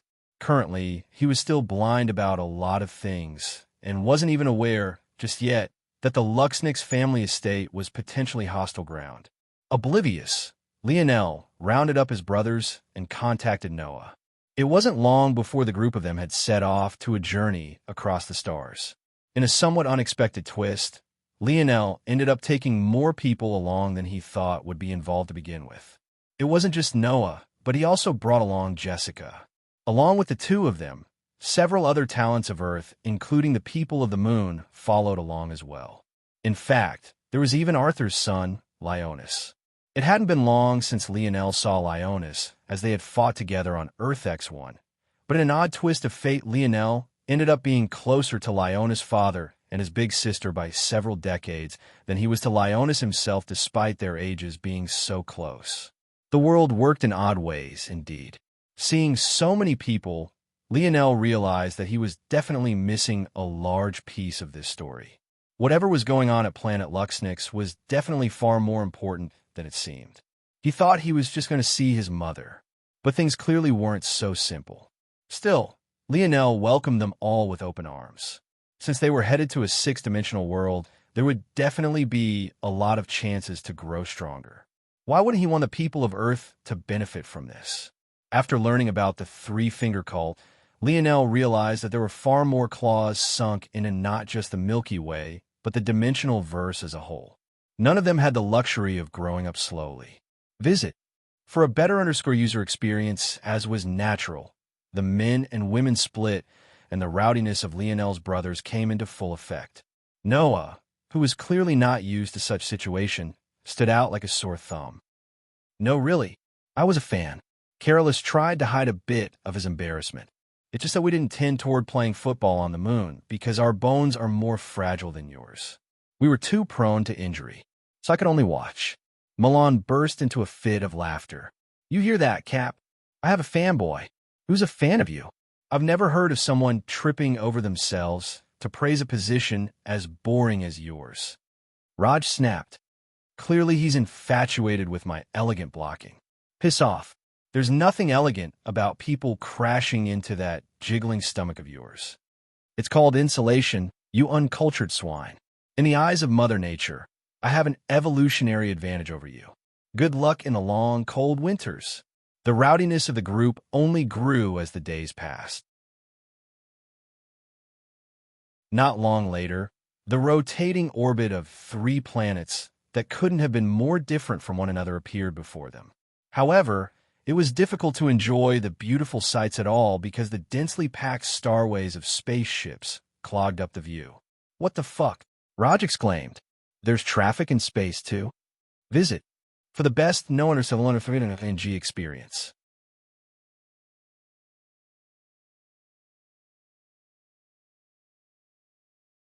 Chapter 1092. The sight was a bit overwhelming. To many of the youths here, the wider dimensional verse was still new to them. Back on Earth, before the metamorphosis, though technology had been very high level, space exploration was still something that had numerous sanctions and holds. Something like seeing a large army of spaceships was beyond their scope of experiences. It only made things worse that of all the galaxies in this sector, the Milky Way was practically considered to be bumpkin country. There were many planets, worlds, and organizations that remained fairly restricted and rarely allowed interplanetary travel. The population of spacecraft owners was a small enough percentage of the larger picture that this was the very first time any of them had seen such a scene, including Lionel. This being the first time they were in such a situation, even Lionel felt at a loss for a moment. But after quickly analyzing the situation, he grasped a general understanding. The starways were essentially just motes of light that guided the spacecrafts toward their destinations. It was hard to tell exactly which to choose not, because Lionel couldn't tell which roads went where, but rather because each of the planets had hundreds of starways to choose from. The trouble was that Lionel only knew which of the 3 planets was planet Luxnix. He didn't really have any other information. Without a choice, he could only pick out a random starway and follow it, falling into line along with everyone else. The latest underscore SOTIs are on the website. While the segmented cube was in a state of cruising, it was no issue for everyone to be within the same region.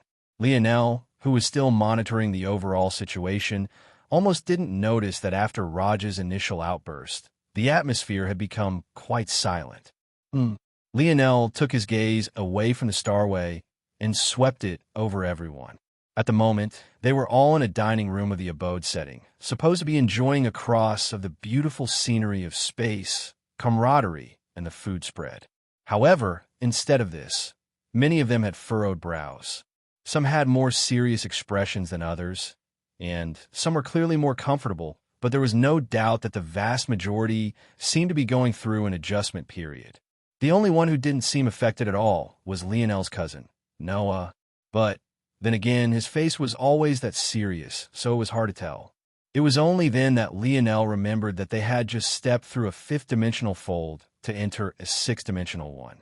At the same time, the pressure here was far beyond any normal 6th-dimensional fold of reality.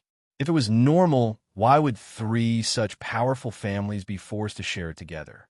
Logic dictated that they had probably warred over this region in the past and ended up settling for ruling over it together when neither could get an upper hand. As such, it wasn't a large leap to believe that this was the most beneficial location of this sector to all 3 families.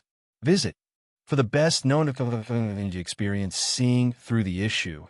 Lionel chose to slow the segmented cube even further, allowing everyone the time they needed to get acclimated properly. If they didn't even feel comfortable in their own bodies, whatever danger they may or may not face would only become all the more so. Lionel, who had still never experienced such a dissonance upon entering a higher dimension, could only believe that it must have to do with his parents. Noah's lack of a reaction would seem to back this up as well. To Noah, coming to Luxnix should have been no different from returning to Earth. Both worlds should recognize him as one of their own.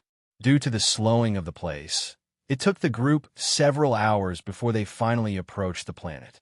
But the good news was that everyone's furrowed brows seemed to have relaxed immensely by this point, and the banter seemed to have come back. It seems that there are some fast-track starways around too. I don't feel very comfortable claiming to be a Luxnix before I understand the situation of the family first, so it might not be too good to use them for now, but I'll keep it in mind for the future. Lionel was too used to entering and leaving planets on a whim. He hadn't even realized that this was a product of just how far behind the Milky Way was in comparison to other galaxies in the sector. He would definitely have to be more thoughtful in the future, lest he stir up trouble he wouldn't be able to handle. At that moment, the segmented cube rumbled, touching down through planet Luxnix's atmosphere. The slight shake caused everyone's gaze to light up. It seemed that they would finally touch down soon. Visit. For the best experience, the speed of the spacecrafts accelerated, swooping down and finding a familiar large hive of parking spaces. It was only at that moment that Lionel realized another problem. He didn't like the idea of leaving the segmented cube parked here. It was far too important to him. But at the same time, it was kind of odd to swoop down in a spaceship that suddenly vanished as well, especially considering how it seemed bureaucracy would get involved very soon. Once again, the simplest thing to do seemed to be to rely on the Luxnix family name. He would even have the pendant to prove it if somehow his own lineage factor wasn't enough. But the idea once again didn't sound very palatable to Lionel. Before Lionel could come to a decision, his segmented cube was led to a hub of the spacecraft hive. From the outside, it had once again taken the form of a cube, but this wasn't too surprising to anyone as there were all sorts of odd spaceship designs all around. When Aina had touched down with Yuri and Savon, her father had been waiting. Unfortunately for Lionel, when he touched down, rather than finding his mother, he found a middle-aged man with glasses riding his high-bridged nose, wearing a tight suit, and holding what looked like a clipboard made of transparent glass. The latest episodes are on the website. He stared coldly at the cube, clearly waiting for someone to step out. Lionel stood to go, but he surprisingly found Noah's hand on his shoulder. "He'll go."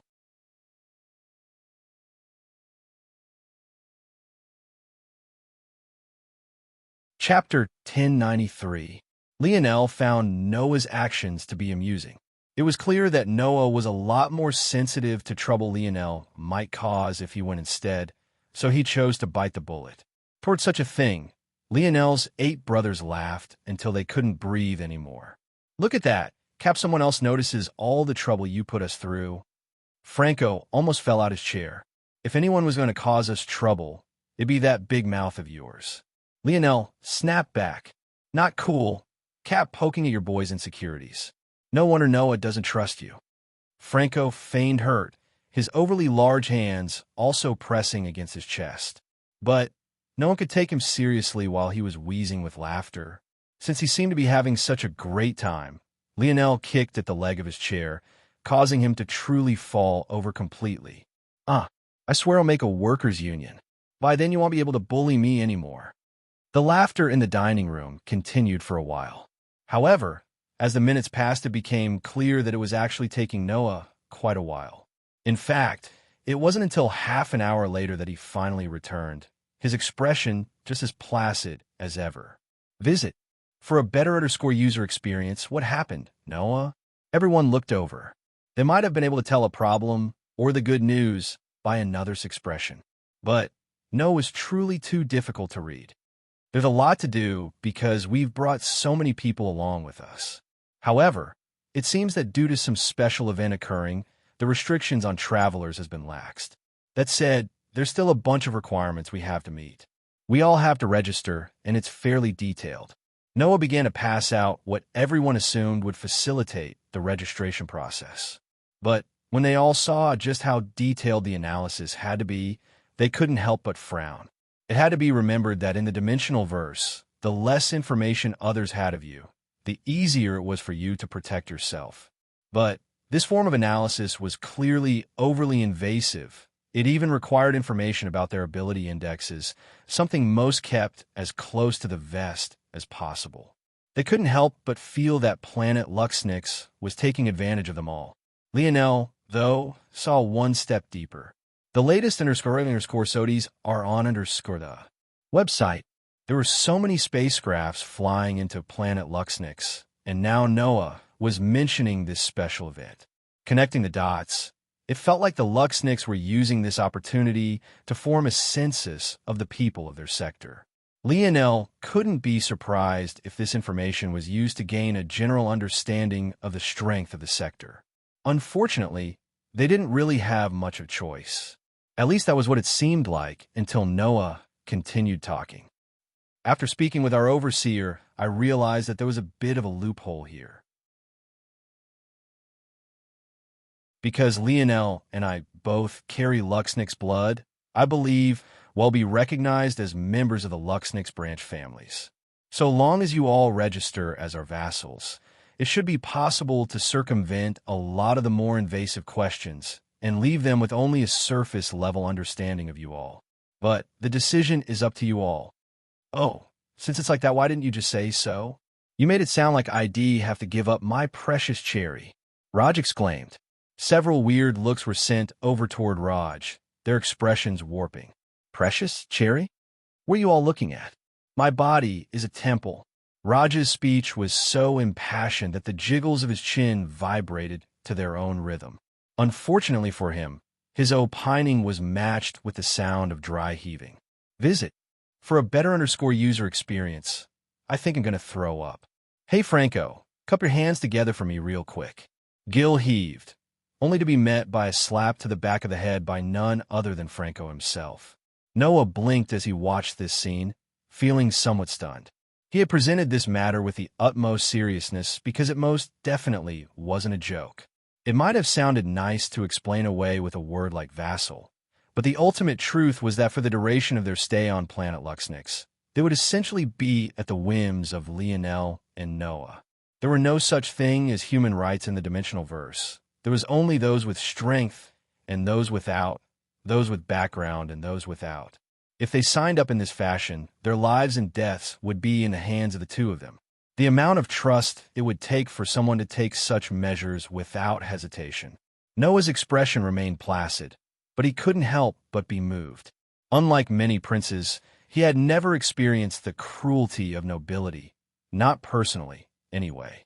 The Fox family had never had internal machinations, at least not at the highest levels. So, things like brothers backstabbing brothers wasn't part of Noah's lived experience. That said, Noah's upbringing had still been extremely strict, and he had seen exactly this sort of cruelty in the royal court and other noble families countless times. He always followed the rules to their ends, but he was also perfectly aware that he couldn't expect everyone to be like him either. On top of this, due to Noah's status, he didn't really know what it felt like to have real friends either. He didn't get the chance to grow up with his cousin by his side, and everyone else was either his subordinate or someone who wanted to get close to him for the sake of the power he wielded. Understanding Noah's perspective, it was no wonder he was so shocked right now. At the very least, Lionel's 8 brothers didn't hesitate in the slightest to jump head first into acceptance. Visit. For the best understanding, experienced Leonis looked toward Noah with a knowing smile. Of all those here, he probably had experienced the life most like Noah. It seemed that they both had some growing to do.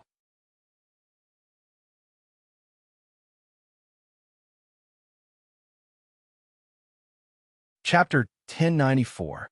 An hour later, the overseer returned to the parking hub, but his stoic expression could only be replaced with shock.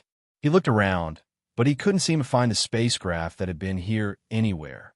Weird. Did they leave? No, that's impossible. The overseer's brow furrowed. Maybe it's a concealment formation? Those are pretty popular these days. Checking his glass clipboard, the overseer saw that this party was led by 2 Luxnix branch family members. In fact, judging by the density of their blood, they should be ranked quite highly amongst the branches as well. So, he was more than willing to overlook some things. That wasn't the only reason the overseer was impressed either. They actually brought more than 50 people along with them. Any branch with this density of talents is definitely very highly rated. It's best that I know my place and don't pry into their business too much. After nodding to himself, the overseer opened a hidden panel to the side and pressed a few buttons.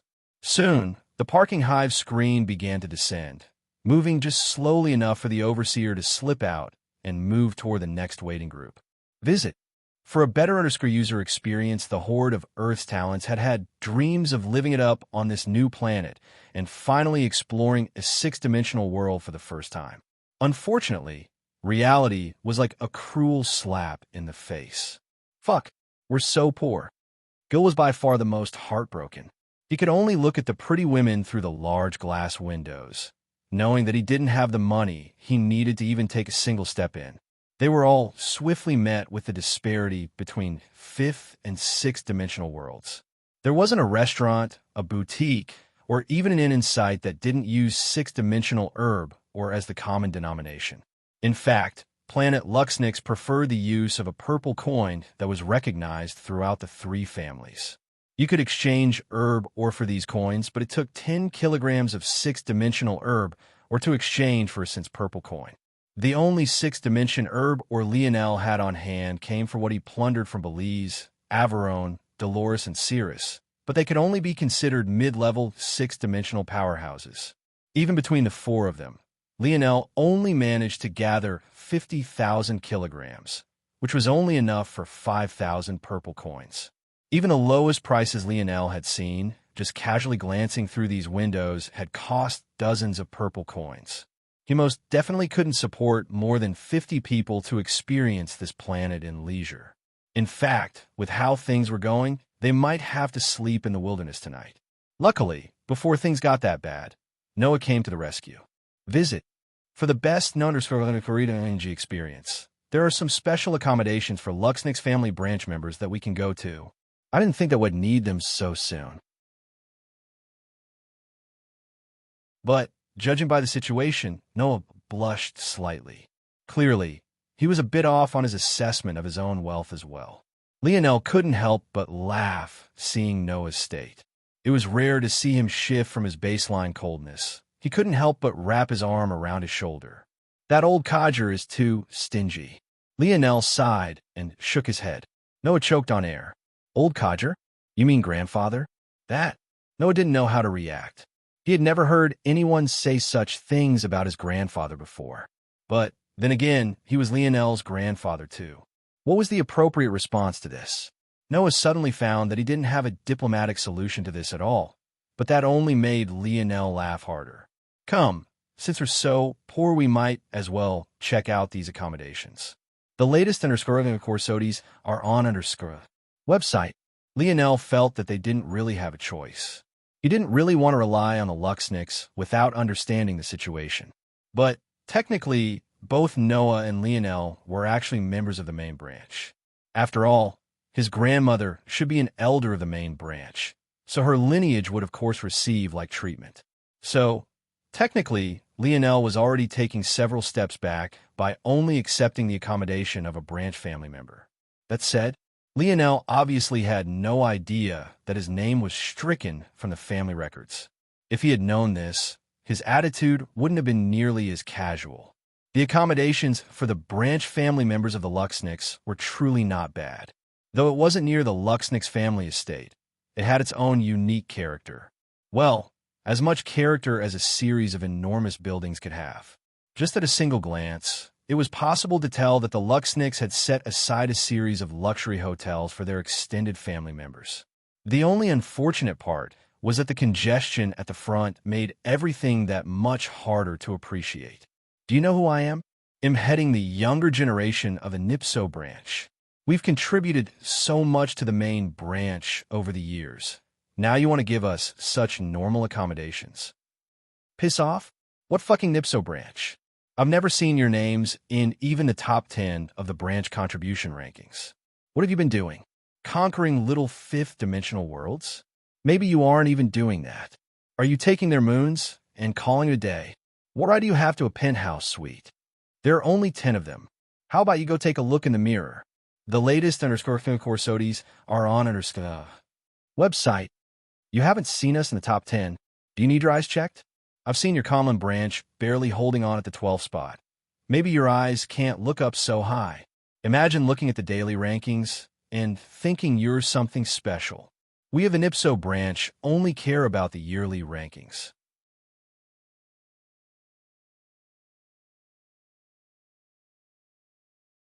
It's just that we've taken some time off recently to prepare for this event. Arguments of a similar nature seem to be erupting all around as swarms of people fought back and forth. But it was quite obvious at first glance to Lionel that while they were rowdy, none of them had stepped over the red ropes that separated them from the experts waiting to assign their rooms. However, these experts didn't seem to be willing to make a move either. What shit show? Lionel was speechless.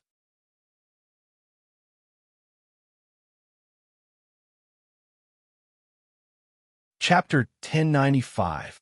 The ruckus had reached such a ridiculous level that no one even really noticed the arrival of as many as 50 people. That was more than enough to paint the picture of not only just how large the group was to begin with, but how invested they were in causing trouble. Just from eavesdropping a few arguments, Lionel was able to tell what the main issue was. There were several large hotel-style buildings up ahead. These hotels were surrounded by lush gardens, various sports fields, dining regions, and other places of leisure. But it seemed that the most hotly contested regions were within the hotels themselves. There were exactly 10 of these hotel buildings, and it seemed like each family was scrambling for a penthouse suite.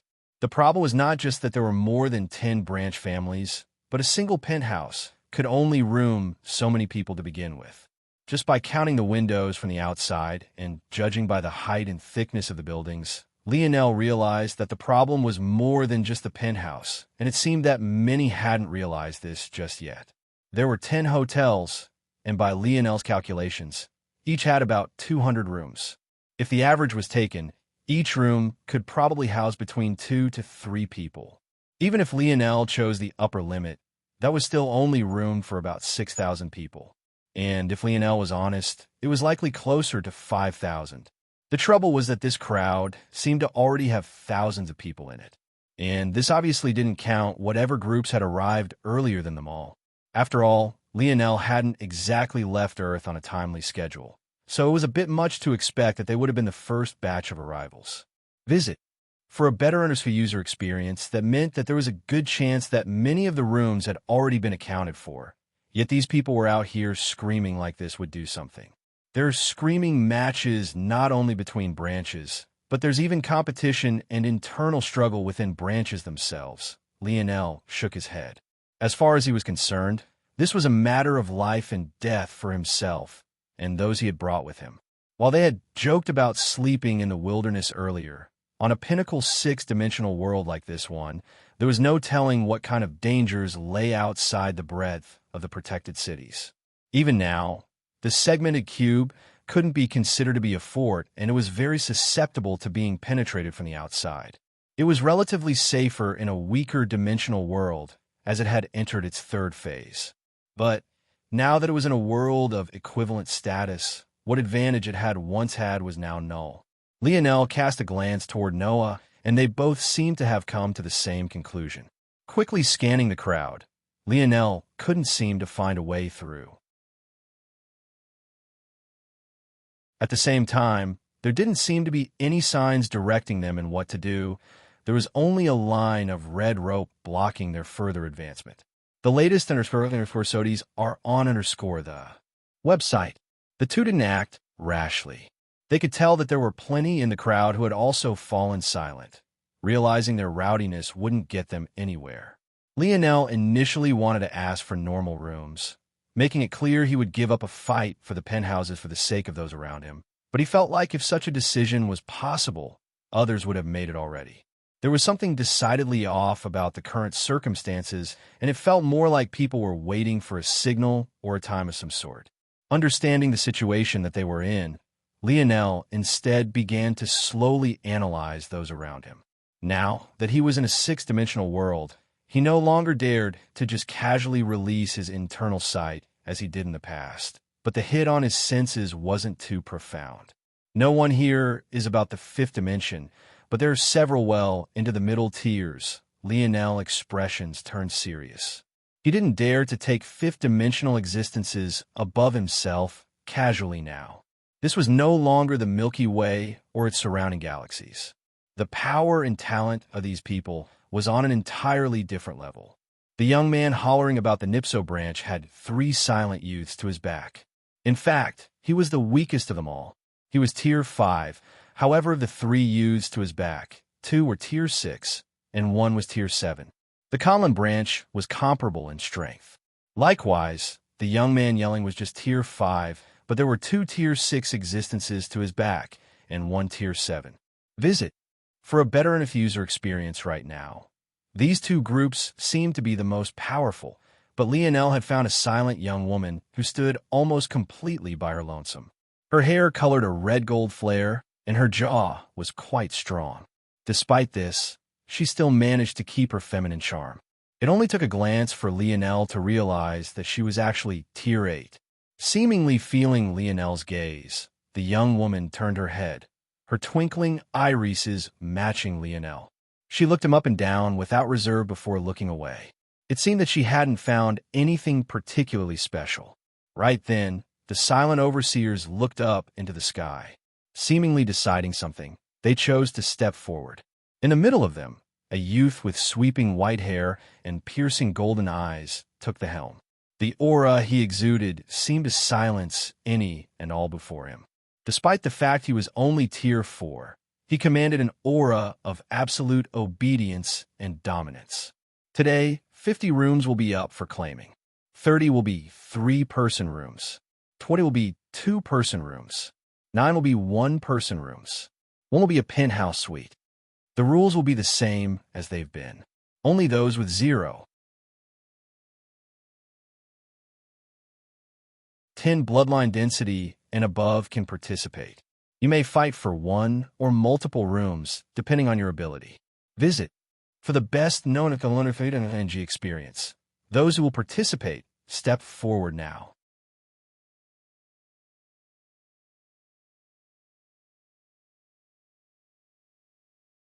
Chapter 1096. 0. 10 bloodline density? Lionel's gaze narrowed. He wasn't familiar with this form of measurement. But, since things were like this, he had no choice but to hope he met the mark. He should be fine, but there was no real certainty. If things worked like they did on Earth, then Lionel would probably have 25% of whatever DNA would make a Luxnix be considered to be purebred. But something told Lionel that the lineage factors of the dimensional verse functioned differently. At the very least, he hoped Noah could meet the mark and claim a few rooms for them. The moment the youth spoke these words, several had ugly expressions, and this even included the 2 Tier 5 youths who had been the loudest of the bunch. Soon, those who knew they would never make it began to move away from the red ropes, knowing their place. They don't meet the mark? But it seems they aren't moving away. Are they going to try their luck? This told Lionel one very simple thing. This bloodline density could be changed. If they were certain that it couldn't, they wouldn't even bother. You guys could take a step back as well. No, and I've got this. Lionel gave the youths of Earth a reassuring grin. Even if it was hopeless, he would have to find a way to make it hopeful. He was only Tier 1 now, a far cry from the other participants, but he didn't have much of a choice but to make sure this worked out. Visit. For the best NG experience soon, there were only a few dozen people left of the thousands that had been at the ropes. Everyone else had given them a wide space at the base of the first hotel. There were hundreds of meters worth of perfectly paved stones in every which direction, making a single person seem particularly small. The Tier 4 youth representing the Luxnix took out a crystal ball he was forced to hold with 2 hands. It was a size larger than a normal human head and perfectly rounded. It was quite a beautiful construction. Its appearance seemed to remind Lionel of Camelot's crystal balls as well. It had been a long time since he thought of them, but he remembered being fascinated about just how they stored information. Maybe there's a lot more to Camelot's magic system that I've been ignoring. I wonder if it's possible to deduce the path of evolution their technology would have taken over time as well. As Lionel was lost in thought, the Tier 5 Nipso branch member stepped forward, seemingly wanting to get it over and done with as soon as possible. Compared to his previously rambunctious self, he seemed to become especially timid after crossing the red ropes to the other side. It was almost as though the difference between himself and the youths before him was palpable despite the fact he was technically a tier above the young man before him. The Tier 5 youth pressed his hand down on the sphere and took a deep breath. Then his body erupted with a white-gold force, filling the crystal ball to the brim in the blink of an eye. The youth quickly removed his hand and took a step back, watching the crystal ball with anticipation and his fists clenched. Soon, a pillar of light rose out from the crystal ball. Visit. For a better user experience, it shot past 1 and 2 feet quickly, blasting through 5 feet and soon crossing 7.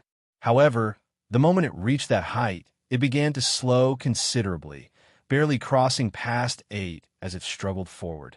The forehead of the youth became covered in sweat, his hands clutching so tightly that even the blood he drew couldn't find a path to drip to the ground. The pillar rose past 9 feet finally, but every subsequent inch felt like scratching and clawing.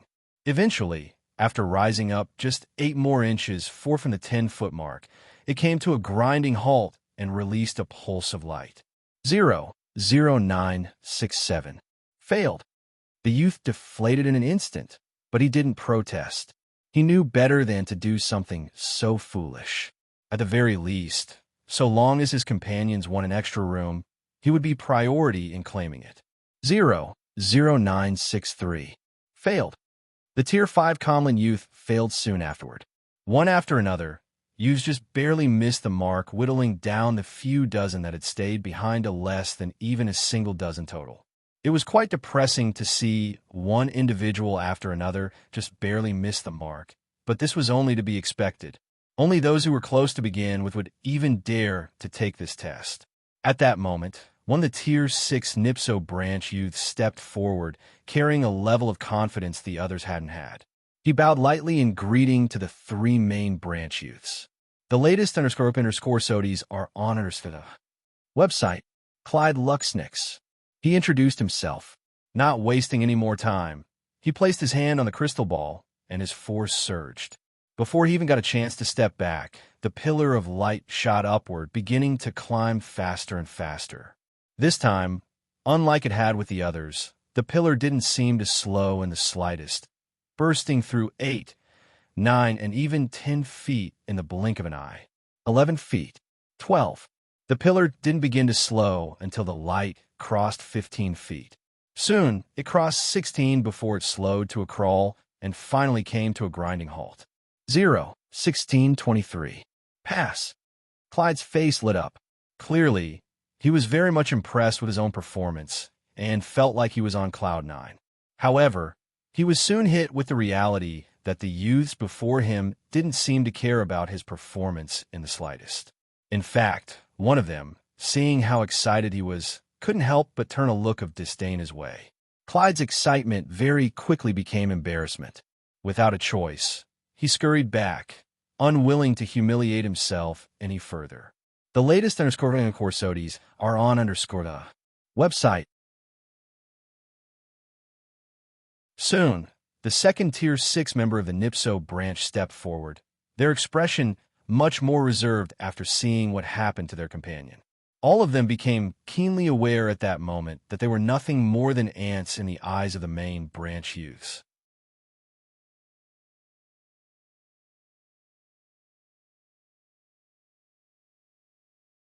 Chapter 1097.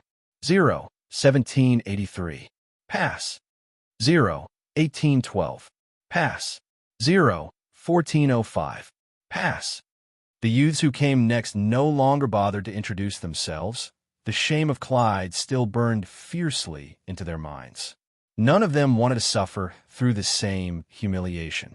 Even without speaking a single word, these youths had made them feel as though they were less than trash.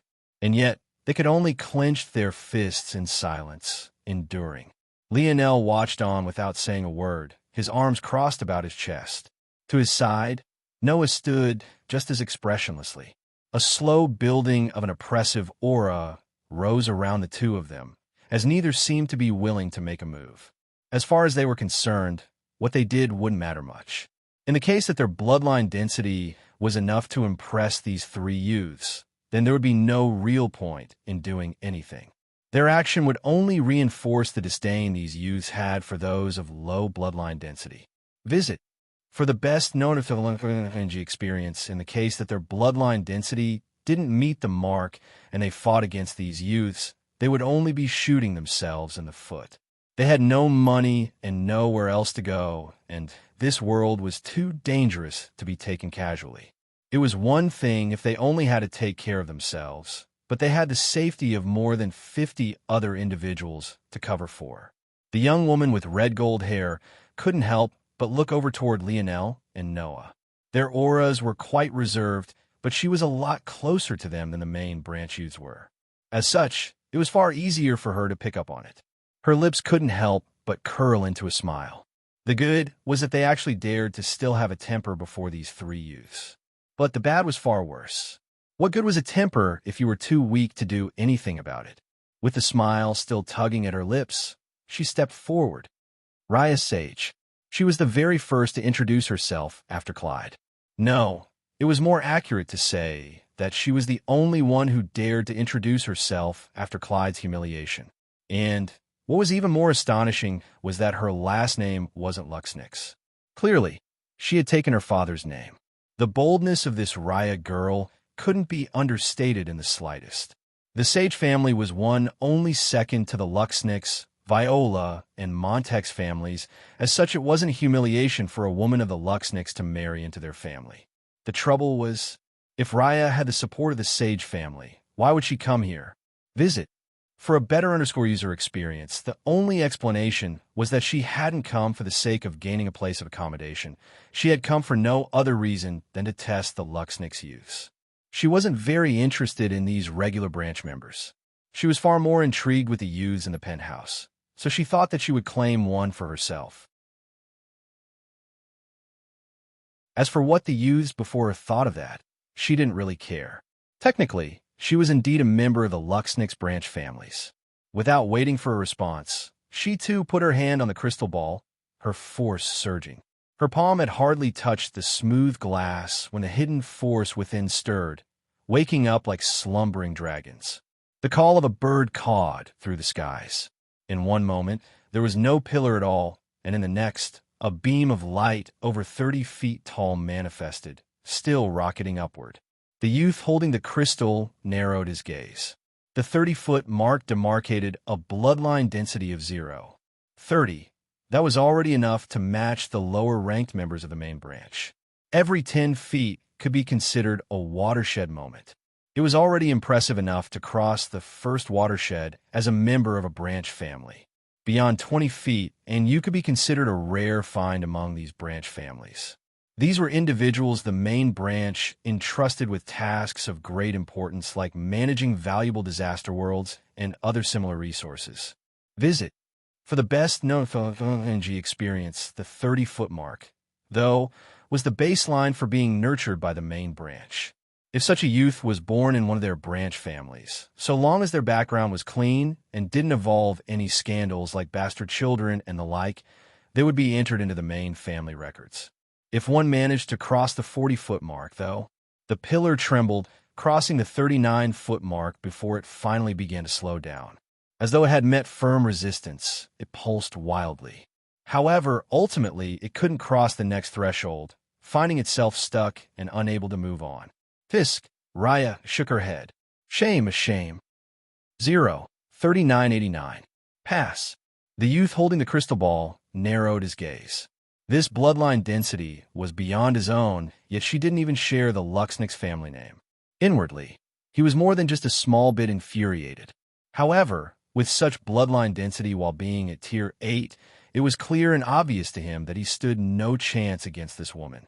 In addition, there was a good chance that since she chose the Sage family name despite having such thick Luxnix blood, that she was actually an extremely rare dual lineage factor wielder. Those that could maintain 2 high bloodline densities at a time were geniuses among geniuses. He didn't dare to mess with this girl whether her name was Luxnix or not. Visit. For the best known energy experience, Lionel smiled lightly as he watched this scene. But he still had no reference for how impressive this mark was, so he only watched on as Noah was forced to follow it up. In the end, there were only the two of them left. There wasn't much of a choice. Noah's expression carried not a hint of fluctuations as he stepped forward. Raya couldn't help but raise her brows. She had gone up before the two of them on purpose after seeing their obstinance, eager to see if their egos were just for show or not. But who knew that they wouldn't have reacted at all? However, her intrigue soon turned to shock the moment Noah placed his palm down.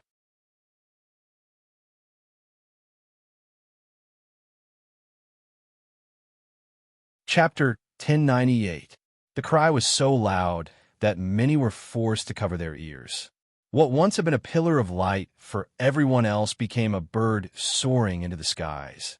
Every flap of its wings covered 10 feet, without fail as it rose up. Raya's eyes widened when the bird tore through the 40-foot mark. Unlike Lionel and Noah, she knew exactly what this meant, as did the three youths of the main branch. Their expressions couldn't help but change.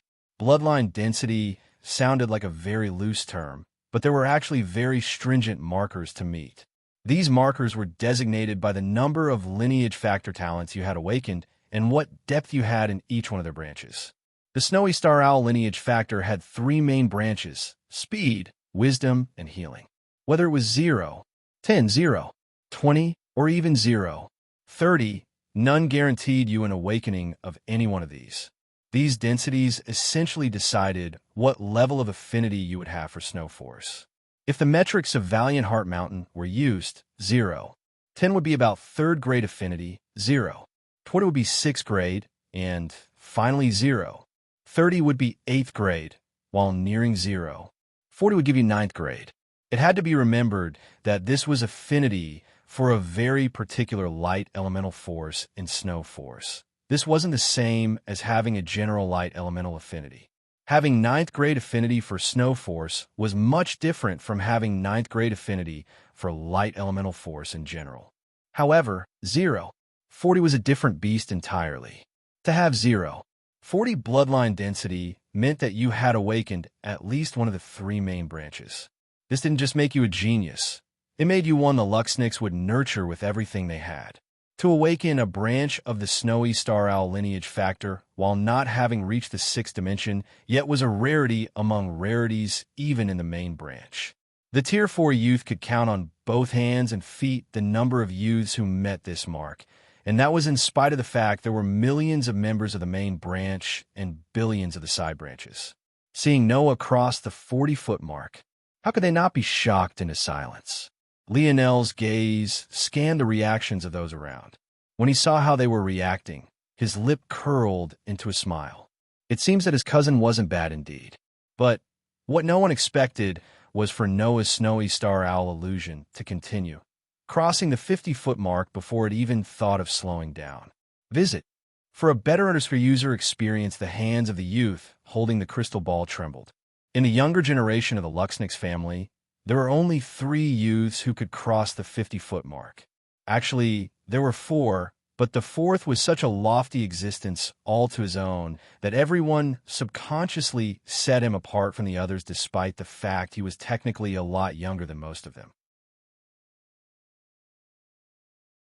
Noah looked up into the skies, just as expressionlessly as always. His emerald irises reflected the light, but no real emotion. Unfortunately, the youths of Earth wouldn't allow him to continue acting cool. The sounds of whistling matched the call of the bird in the sky. Show them who's boss, Noah.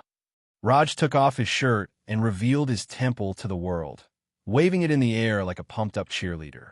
Whether by coincidence or not, the flapping folds of his fat matched the flaps of the illusory bird as it hovered in the air, looking down on everyone proudly. The cheering of Raj and the others tested the thickness of Noah's face. He could only pretend as though he didn't hear anything so that he could scurry off to the side. Lionel burst into laughter, walking forward and patting Noah's shoulder. The bird in the skies didn't seem to want to disperse. It was probably possible to spot it from several kilometers away. At the very least, those in the city most definitely all saw it and couldn't help but look toward it in awe. Soon, the Snowy Star Owl began to disperse, motes of light dancing about the air as they faded. The latest _SODIes are on the website.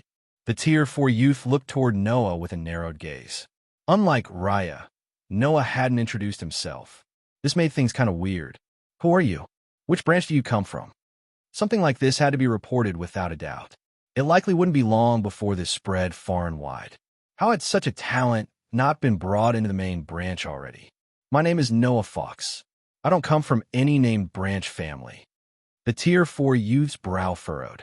A bastard child? This conclusion was very likely.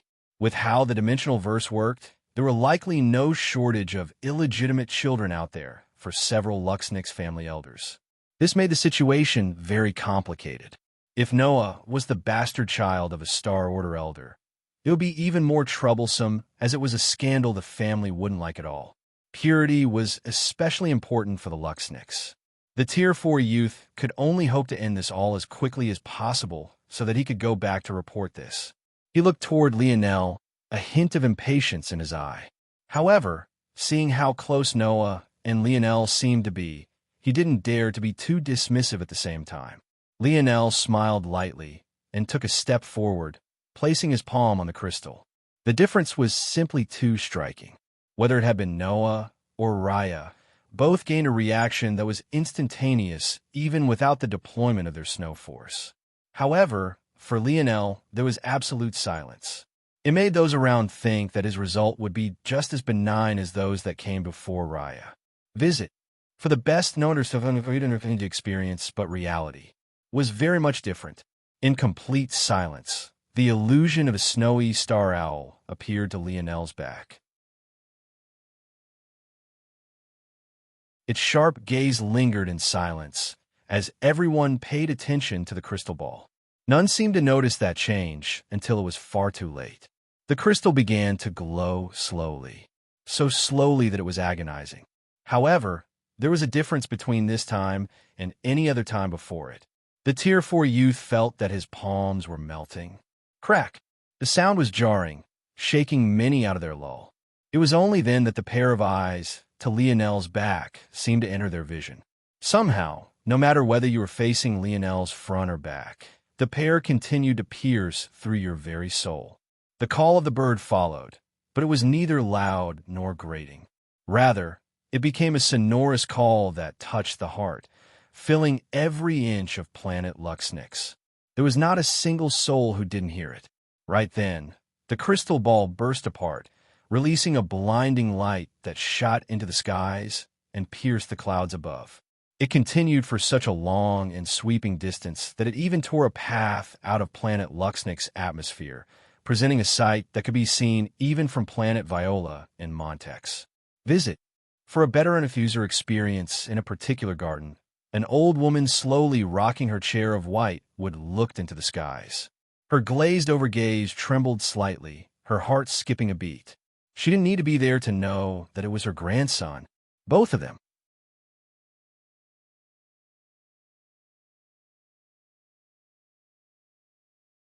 Chapter 1099. Lionel looked up into the skies. Even with the second stage of his wisdom branch activated, he couldn't see to the end of it. Of course, this so-called second stage were the eyes of the snowy star owl. In fact, Lionel had reached the second stage of both his wisdom branch and speed branch long ago. The star path that appeared when he hit his top speed was exactly the second stage of the speed branch and his white gold illusory wings. The only branch Lionel was still at the first stage for was the healing branch of his snowy star owl lineage factor, and it could only be used once every several months. It was precisely because these things had come so easily to Lionel that he wasn't aware of how he compared to the others of the Luxnix family. In fact, he took these awakened talent for granted so much so that he rarely used them in battle, often choosing to rely on his ability index much more than other things. This wasn't entirely Lionel's fault, though. Lionel expected for his Snowy Star Owl lineage factor to be like his Metal Synergy lineage factor. Lionel could squeeze out so much more power from his Metal Synergy lineage factor.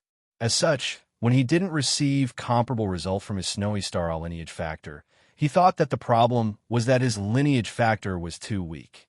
Due to this, Lionel actually began plotting how to strengthen a lineage factor that could already be considered to be at the very pinnacle of what the sixth dimension could offer. It could be said that if the others of the Luxnix family were aware of his thoughts, they would hate him more than they already did. Visit, for a better user experience, the truth was that the snowy star owl lineage factor wasn't weak. In fact, it was far from it. It could even be said that there were some lower-level seventh-dimensional families that couldn't compare to it. The main issue was that Lionel didn't have the appropriate techniques to pair with it. As such, he could only display a fraction of what his true strength should be. It had to be remembered that the snowy star owl lineage factor was greatly reliant on one's affinity for snow force. However, what good was an affinity for a force if you didn't have the proper medium to make use of it? To put things into proper perspective, one needed to understand a few things. Firstly, the snowy star owl lineage factor worked differently from the Morales family's metal synergy lineage factor. The truth was that it was far less structured and systematic. To most of the Luxnix family, the talents of the snowy star owl couldn't be accessed until entering the sixth dimension. Only a rare few geniuses could awaken some branches before reaching this level. Before then, they mostly relied on their snow force affinity. As a powerful sixth-dimensional force, snow force stood at the pinnacle of most light elemental forces at this level. In the past, Lionel had dismissed snow force because he hardly considered it to be top 100 amongst light elemental forces, and it was hardly top 1,000 among star elemental forces. What he didn't know was that such rankings were astoundingly good. The latest _SODIs are on the website. How wide was the universe? How many families were there? How many different types of forces? To be ranked so highly on a list that was nearly infinite. If that wasn't excellent, then what could be? This advantage alone separated the Luxnix from other sixth-dimensional families. Though it wasn't enough to be treated with the utmost respect by that mysterious organization, the mere fact they had produced nominal students in the past was enough to show just how talented the people of their family was. Yet, even then, upon entering the sixth dimension, people of the Luxnix would undergo a qualitative change. They would begin to awaken their branch talents, and their strength would explode forth by leaps and bounds. The most astounding of the Luxnix would awaken their branch talents to the second layer. These were the individuals that would become potential heirs, Star Order Elders, and 8-point and 12-point Feathersword Warriors. Somehow, despite not even touching the sixth dimension, Lionel had awoken the second layer of 2 branches already, another shocking feat in its own right. Many of the best geniuses of the Luxnix would only ever awaken a single branch talent in their lifetimes. Noah shook his head as he looked up into the skies. I guess there went any chance they had of keeping a low profile. Unlike Lionel, Noah was aware of many more things. He knew exactly the kind of trouble this would bring. Visit. For a better user experience, he knew about Lionel's temper and had been trying to find a way to ease into the discussion eventually, since obviously this had been thrusted onto his shoulders by his father and grandfather. But it seemed he wouldn't have the chance to be delicate about it all any longer. Sensing Noah's gaze, Lionel looked over and grinned. Not bad, right? Noah was speechless. Why did this cousin of his only seem to smile so brightly when there was trouble on the horizon? The Tier 4 youth holding onto the crystal ball stood speechless. Even as the lights in the skies slowly dimmed and the crystal ball finally shattered in his hand, crumbling to the ground, he still didn't quite know how to react. Every fiber of his being wanted to say that it was fake, that the crystal ball was faulty. But he knew better than to say something so foolish. The only way for the bloodline density tester to react in this way was if the bloodline was considered to be perfect. The latest _SODIs are on the website. The only way to bring the snowy star owl lineage factor to perfection was by awakening one of the branches to the second layer. But there was only one other person in the younger generation who had done this while still in the fifth dimension.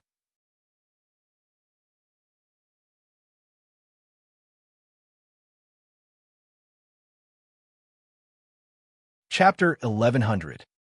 We need to report this. The Tier 4 youth snapped out of his daze, realizing just how big this matter was. Galthin, we still have it. A youth behind Galthin spoke out. They were meant to hand out 50 rooms a day until all of them were given away. They couldn't exactly shirk their responsibilities, right? Golfin's expression flickered, but he made a decision. This is more important. We need to go now. We'll move this back to another day. We have to hurry. Golfin turned to dash away. His two companions turned to leave as well, but they suddenly heard the sound of someone clearing his throat. Are you three really just going to leave like that? Golfin's steps froze, and he turned back, his brows tightly furrowed into a frown. He was a member of the main branch. No matter what Lionel's bloodline density wasn't he being a bit too liberal with his words? The simply truth was that Lionel looked nothing like a person with a high density of Luxnick's blood should. His skin was several shades too tanned. His hair was a nice shade of violet, but it definitely wasn't the same white or gold one would expect from a Luxnick's, nor was it anywhere near as bright. By all rights, Noah looked far more like a Luxnick's if you overlooked his emerald eyes. Due to these reasons, he hadn't expected much from Lionel to begin with. But now that he was calling out to him so casually, his suppressed displeasure was threatening to bubble forth. The latest _sodies are on the website. In the end, though, Golfin managed to control his emotions.